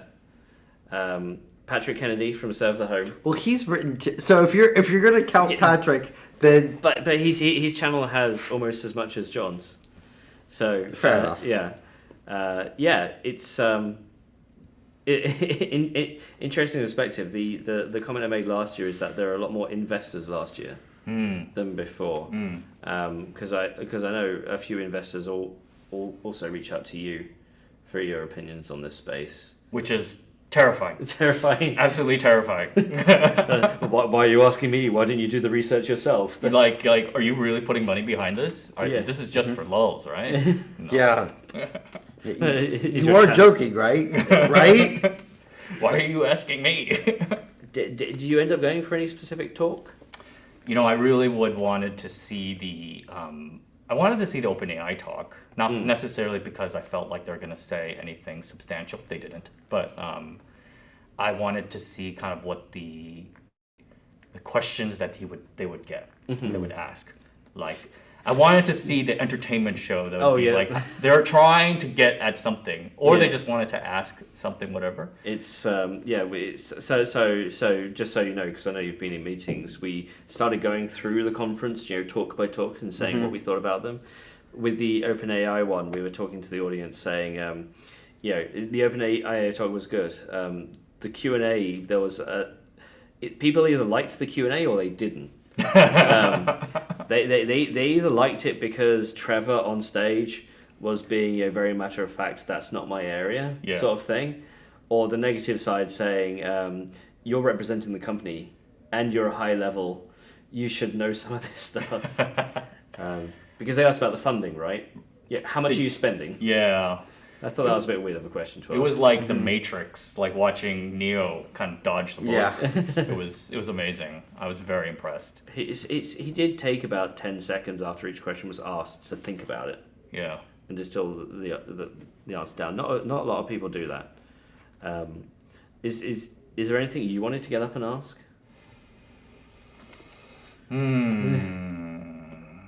I think it's kind of, it's interesting because like OpenAI kind of, they are the ones that technically are, business-wise are seen as the leaders. But in some ways, they're kind of like the torchbearers for the whole ecosystem in some way. Like basically, everything I'm hearing is that like if GPT-5 doesn't blow people's socks off and the inner liners of those socks, I have like, Samba Nova socks on though. Yeah. Then like yeah, we have returned to the pre-AlexNet winter kind of thing. So right. And that's when all the money sort of drains out of AI, is it? Yeah, and then so I think in some ways they're changing a lot of ways. I didn't expect that any question I would ask I would get a legitimate answer. That's normally how it works. True that. If you talk about business at a chip conference, then yeah. In front of 80 people, maybe in like 5 or 10 people, but like not in this sort of context. Yeah. And that wasn't 80 people. That was a lot more than 80 people. Really? Yeah, in that room, Was there 80 people? Was there 120 people? 100? there was Almost 2,000. Yeah. 2,000 people in that room. So in that room, so the maximum keynote. number He was of half yeah, full. For the keynote. yeah, No, the OpenAI talk. Yeah, for the keynote. That was the keynote. Really? yeah. Were you there? Did you see the people? I you may have tunnel been. visioned? I may have been. It may have been. What was it? 3 p.m. or something? No, it was what, midday? just after lunch. Oh yeah, Yeah. 1:30. jet lag. Yeah. Oh yeah. Oh, that's right. So John arrived at Hot Chips on day one, Monday, at 7 a.m. 7 a.m. from Taiwan. Got off the plane and went straight to the auditorium. Yeah, to the conference. tapped a few people on the shoulder, fell asleep, and then went to the hotel room and caught it on the live stream. That's right. Yeah, or catch up. Yeah. But you were there for day 2 Mm-hmm. in person. Was that just more meeting people or some of the talks actually? I got to see some of the talks, and I think like I've heard. I think like right now, like the thing that most interests me were the talks with the people. Mm-hmm. Like in some ways, I feel The like the bigger networking. the bigger companies didn't really present anything like blow the doors off. Yeah. And I wonder why. Like, why do you think that is? It's Hot Chips is I was explaining this a little bit earlier. Hot Chips has got into a place where the big companies only talk about stuff that's already been out for like 3 to 6 months. Already spoken about 3 to 6 months. So your Nvidias, your Intels, your AMDs. The one exception being IBM. Yeah, because IBM is a consultancy company, Yeah, not a yeah. hardware company. And then the rest of the talks, if they're not academics, which don't do anything at that point, the sort of mid to late stage startups that kind of do have products that is fairly close in the horizon. It's as you came in, we were just talking about Cerebrus. And actually, speaking of Cerebrus, Derek Chang in the chat, quote, their CS3 system page says 16 RUs with 23 kilowatt sustained power usage. Not as bad as I would have expected, but matches the DGX B200 per RU for a Rack kilowatt unit. per RU. Yeah, we were discussing power consumption on wafer scale, but it's wafer scale for inference. Do you have any thoughts? Okay. What's your opinion on wafer scale first? Very hard, very big, and I think like, is it really solving a problem that's like, Is it a hammer looking for a nail? yeah? Um, I don't want to say anything. Yeah, see, that's sort of my opinion too. It's like, it feels like it's a hammer looking for a nail. To be honest, I think the fact that there's been a lot of interest in building new AI chips, and there is a lot of VC funding and money going around. VC funding. There's VC funny money going around. People have to be a little bit esoteric in their approach in order to see if there are different avenues worth going down. I mean, it's not really an environment we've been in the chip industry before, right? Well, I mean, like I've always felt like there's always been like booms and busts, especially with regards to specific types of memory or chips and semiconductors. I think like the thing is interesting is like kind of we're in 2 to 3 years in, and like maybe if the VC money all flowed in now, which it didn't, right?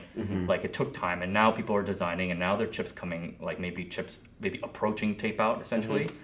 Like where is the approach what is going to start emerging as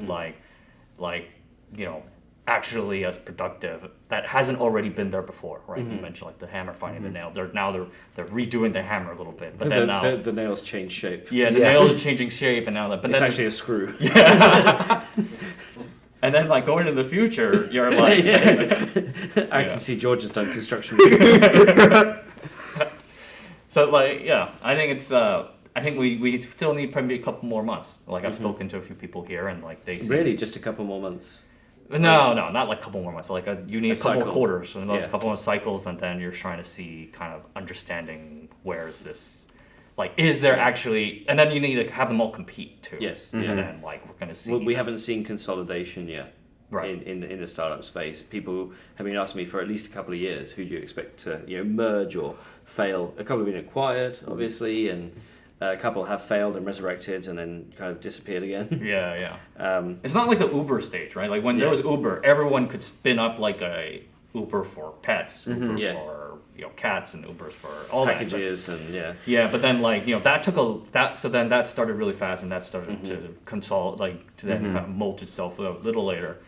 Now it's a little bit like semiconductor and hardware, like it's a much longer cycle, and I guess people aren't used to that. yes. So like when you're going to hardware cycle, we still need more time. Yeah, and at least we're not automotive cycle. That is correct. That is So- correct. Yeah. Okay, so sort of a general high level picture, especially because today of all days is Nvidia earnings. Yes.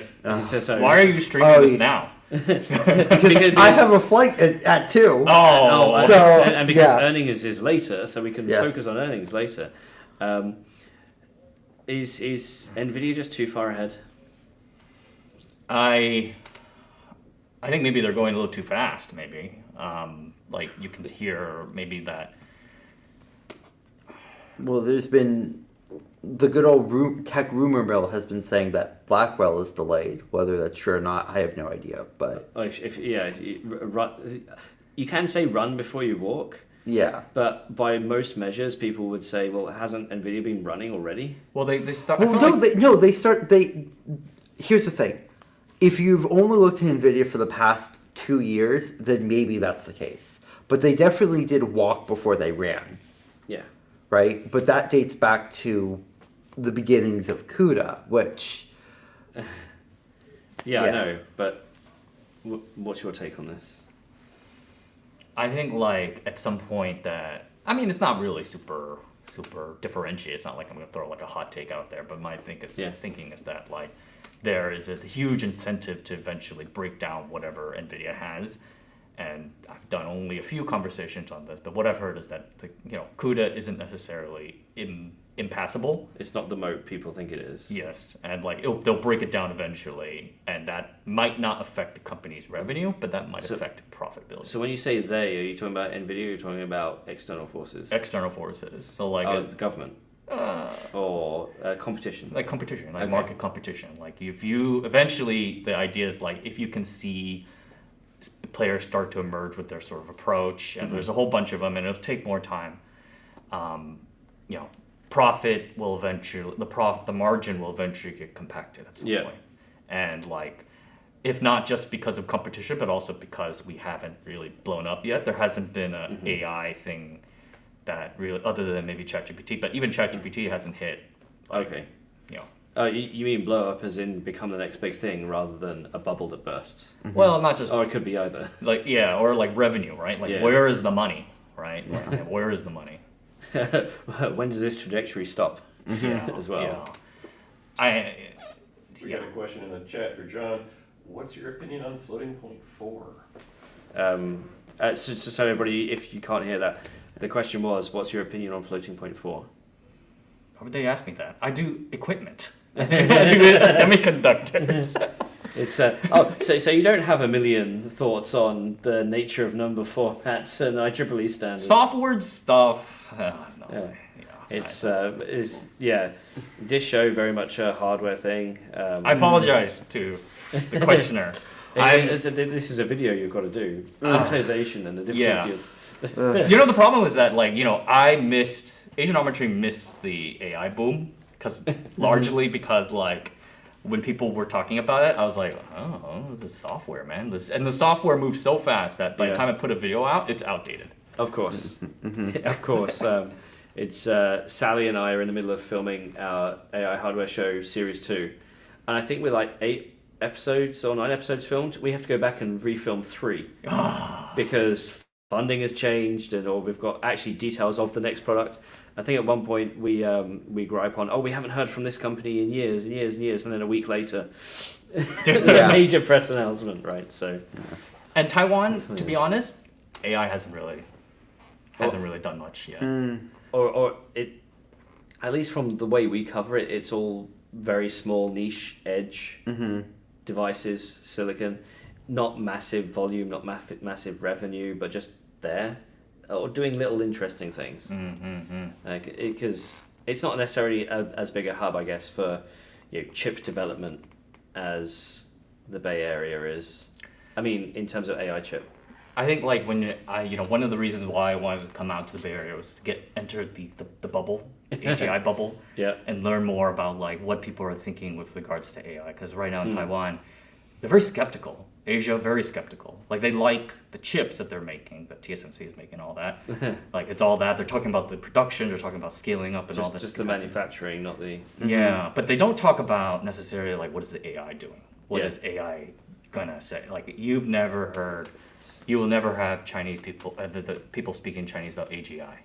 So, that's just simply is that an education thing? Is that a cultural thing? Is that, or we often perceive, at least we do here, that despite that part of Asia between Taiwan and Japan, it's all very technical, but in some ways it's all very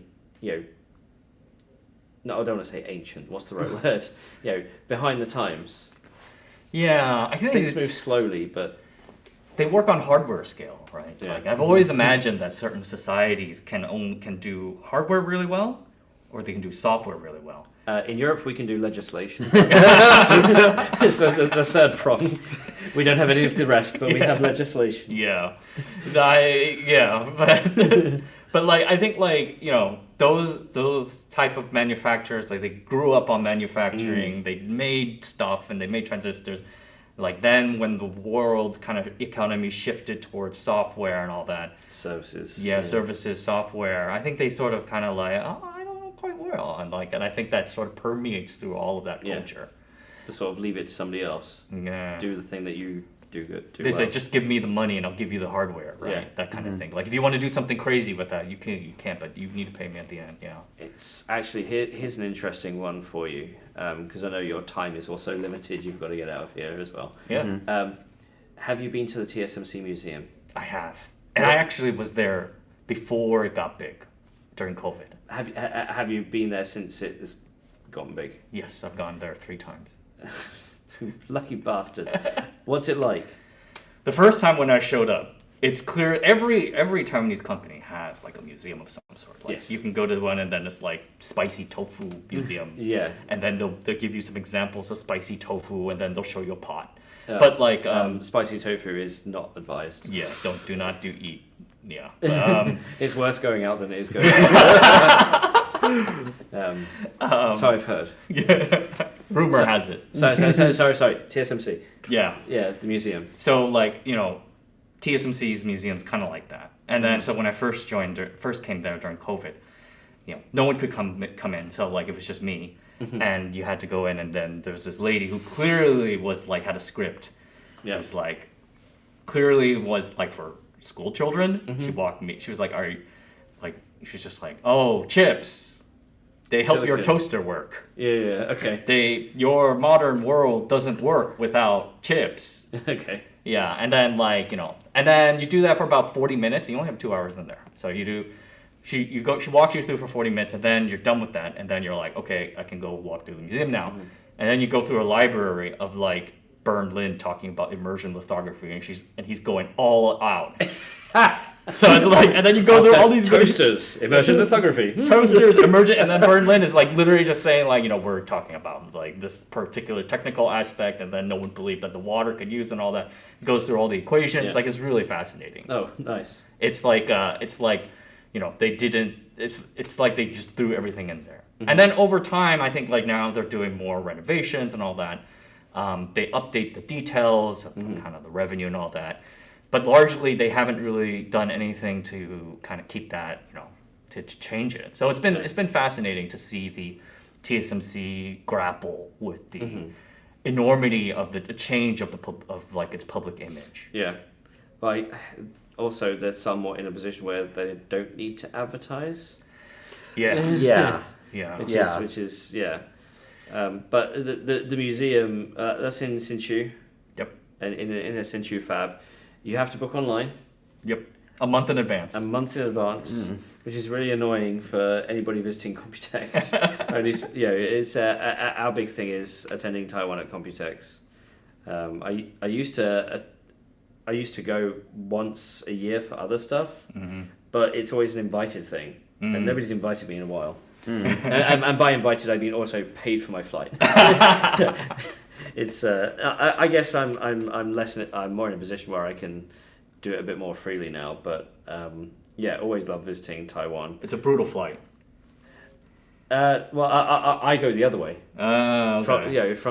I go from London, Hong Kong, Taipei. Okay. It's now 2 hours longer because we have to go around Russia. Oh, yes. And there is actually technically a direct flight from London Gatwick on I think it's China Airlines. Yeah. So a few people do that, but it's not my group, so I don't. Have you seen the fabs? Like not going in, but just outside. You mean have I done a Dylan? Hey, have you done a Dylan? Yeah. One of our peers, Dylan from Semi-Analysis, a few years ago, basically took one of the renter bikes and just biked around and was taking pictures and posting it online, and apparently it made Taiwanese press. It made Taiwanese press. Yeah, so like, it's like- just his Twitter. He wasn't going in the buildings. He was just cycling around on the public roads. And I remember seeing some quoting saying like "exalted guest of TSMC, Dylan Patel," and he's like, "No, I'm not actually going in. This is just the pictures from the outside." It's I have thought about perhaps going in front of the gate and doing a video to camera Yeah. in front of the gate and seeing how long before the security guard comes out and tries to chase me away. It's very fast. It's very fast. No, but I'm on the public road. 10-minute warning. Yeah. Warning. I used before COVID, during COVID, before like people started coming in, I did that, and the guards were like, "Who is this guy?" They kind of gave you maybe 5 to 10 minutes, but then after that, move on. now they're very aggressive. They're Yeah, like, yeah. you can't take photos in front of you, no selfies, kind of thing. Very geez. annoying. It's TSMC has a packaging conference in September in the Bay that I should be going to. It's a weird feeling because I'm actually doing some work with TSMC. I know. I interviewed one of the VPs, Kevin Zhang. He has a great quote, by the way, when I asked him about Moore's Law. Yeah. I don't care. I don't care. I don't care. That's amazing. Not something I would expect, but very much on brand for Kevin. if you ever met him. If we're doing more stuff, I'm trying to pry open that fab visit. It's taking time. I'm being invited to conference, which is the first invite I've had to an American conference. I keep being invited to the European ones. So the fact that I'm being invited to the American one is just another step. Yeah. Do you think they'll let you into a fab someday? Well, I've been in 7 or 8 leading edge fabs. Yeah. And facilities. I was scheduled to go to Samsung's, but it was April 2020. And they sent the invites out in January 2020. Oh no. So that never happened. Oh, no. I'm trying to work my way back in there. I've seen most of Intel's fabs at this point, at least the leading edge ones. I still need to go see Arizona, New Mexico. Global Foundries in Malta, Malaysia, Israel, Ireland, Oregon. So we'll see. We'll see. They'll put you into Fab 2 or something. Yeah. The thing is, leading edge fabs all kind of look the same. You have the yellow light in the sensitive areas, and the non-sensitive areas are standard white light, and they're usually separated. And you just go by, you just see Nikon, KLA, all the different tool companies applied, and just go down that row, and you just see masses and masses of machines, and they give you pen and paper, but it's special pen and paper because you can't actually take a pen and paper. Really? It's like a vinyl paper, so there's no spokes on it, and there's me trying to write down all the names of all the equipment, going, "Oh, what's that? Oh, what's that? What's that? Yeah, what model is this? Can I find it online?" It's kind of fun. I half expect visiting TSMC would be different somehow, and maybe they say never.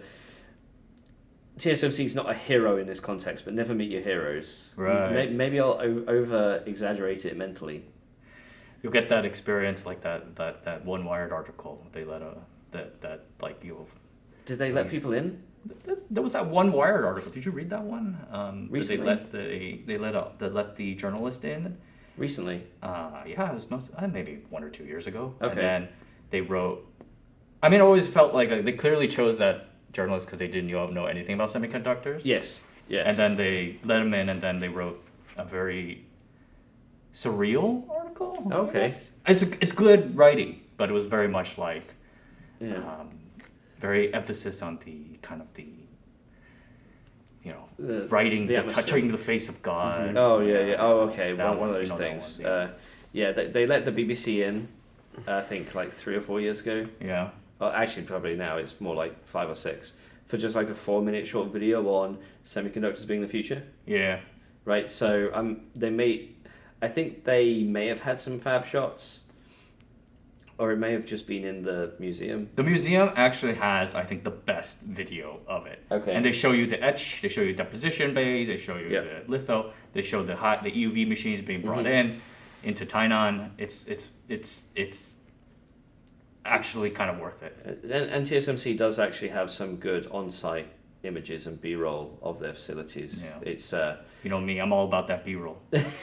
yeah, yeah, yeah. It's I think in our previous tech routines that's been the background Yeah. that we've been using, their standard wafer backgrounds Yeah. that everybody uses for like the last 15 years, oh, at least 5. Yeah. But that's kind of cool. It's when exactly do you have to go? 50? 50 is 50 Yes, now. it's 50 now. Give me a couple more minutes. Okay. Do you want to field one more question, or do you want to finish out hot chip coverage? Yeah. Let's go for a question for John. From Jack Durham. Now that you've done your research, John, who's the next ASML? So the question for the people who didn't hear, now that you've done your research, who's the next ASML?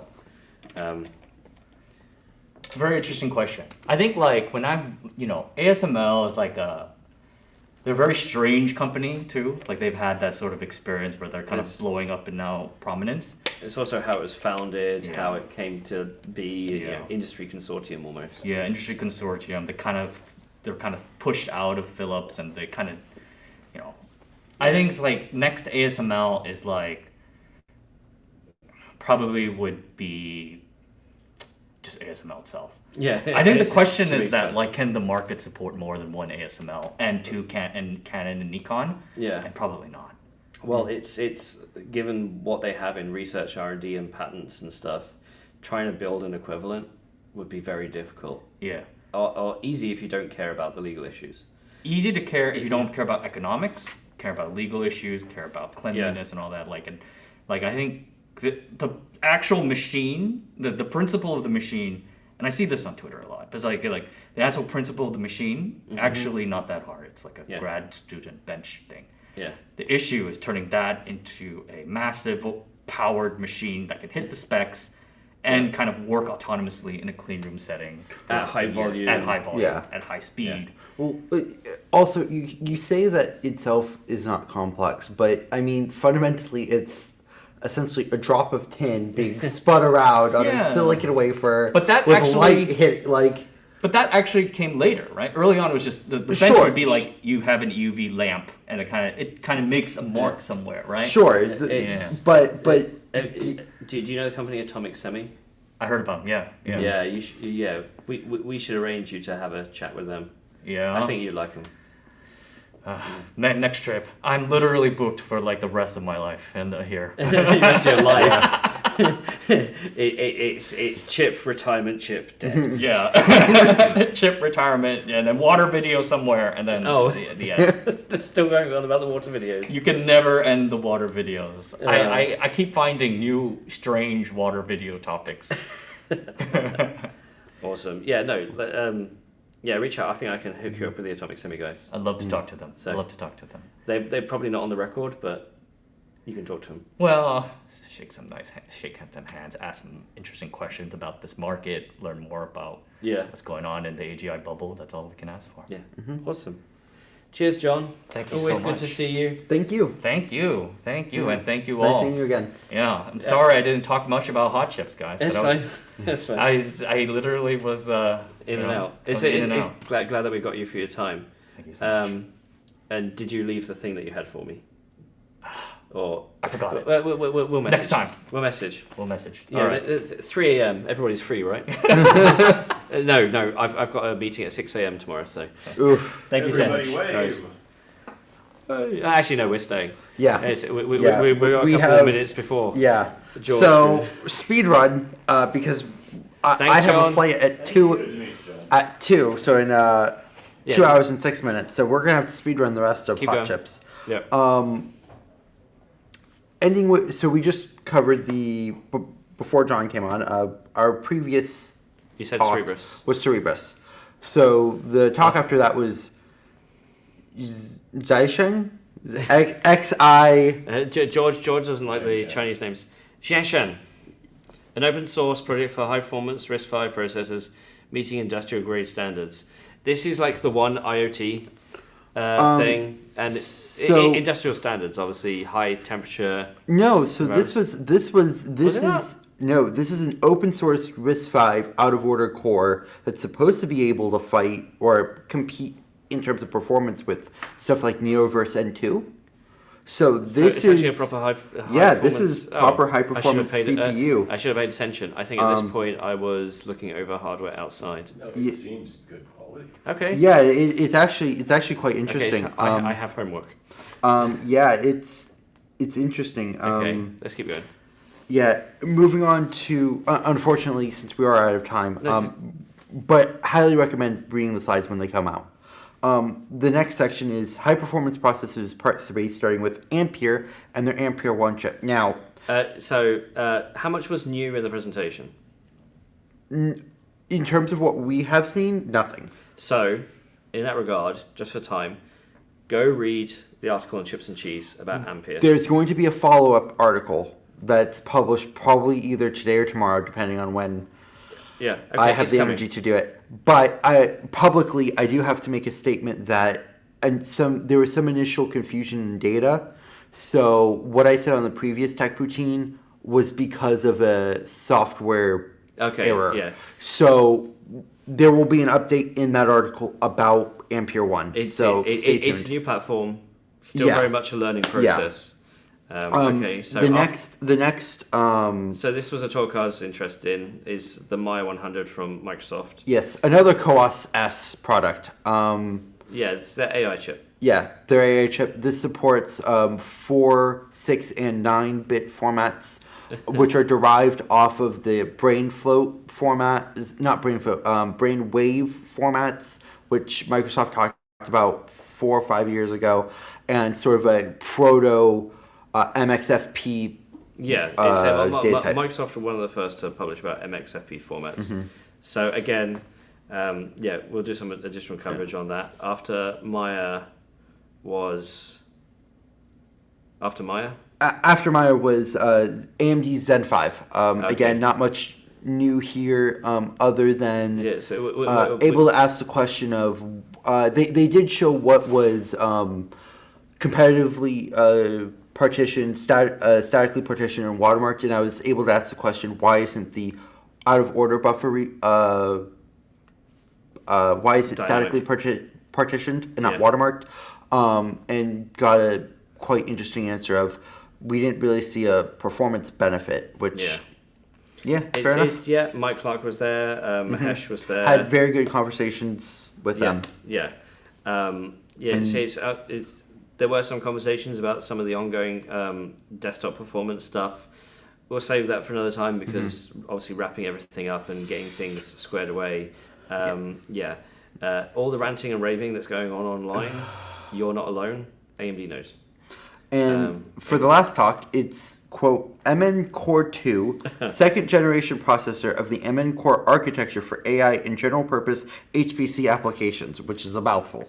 But So this is by Preferred Networks, which is a Japanese company that essentially makes specialized processors for customers. MN Core 1 was a Massive. four chiplet based 300 square millimeter 500 watt design.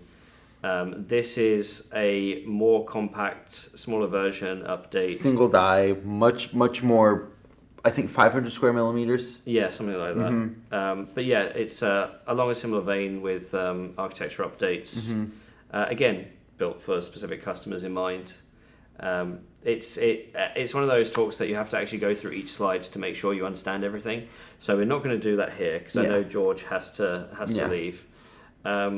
But yeah, I guess we don't have time for Q&A. No, unfortunately I not. need to see these guys out. I've actually got the studio for another couple of hours, so I'll be doing some recording for some interesting videos coming up soon. But thanks for your watching. Save your questions for Tech Routine number 5. Yeah. We'll schedule a time next week. I'll be in Berlin for IFA. George will be recovering from hot chips. But we'll see you all on the next one. This has been the Tech Routine. I am Potato. And I am Cheese. Have a good one, y'all.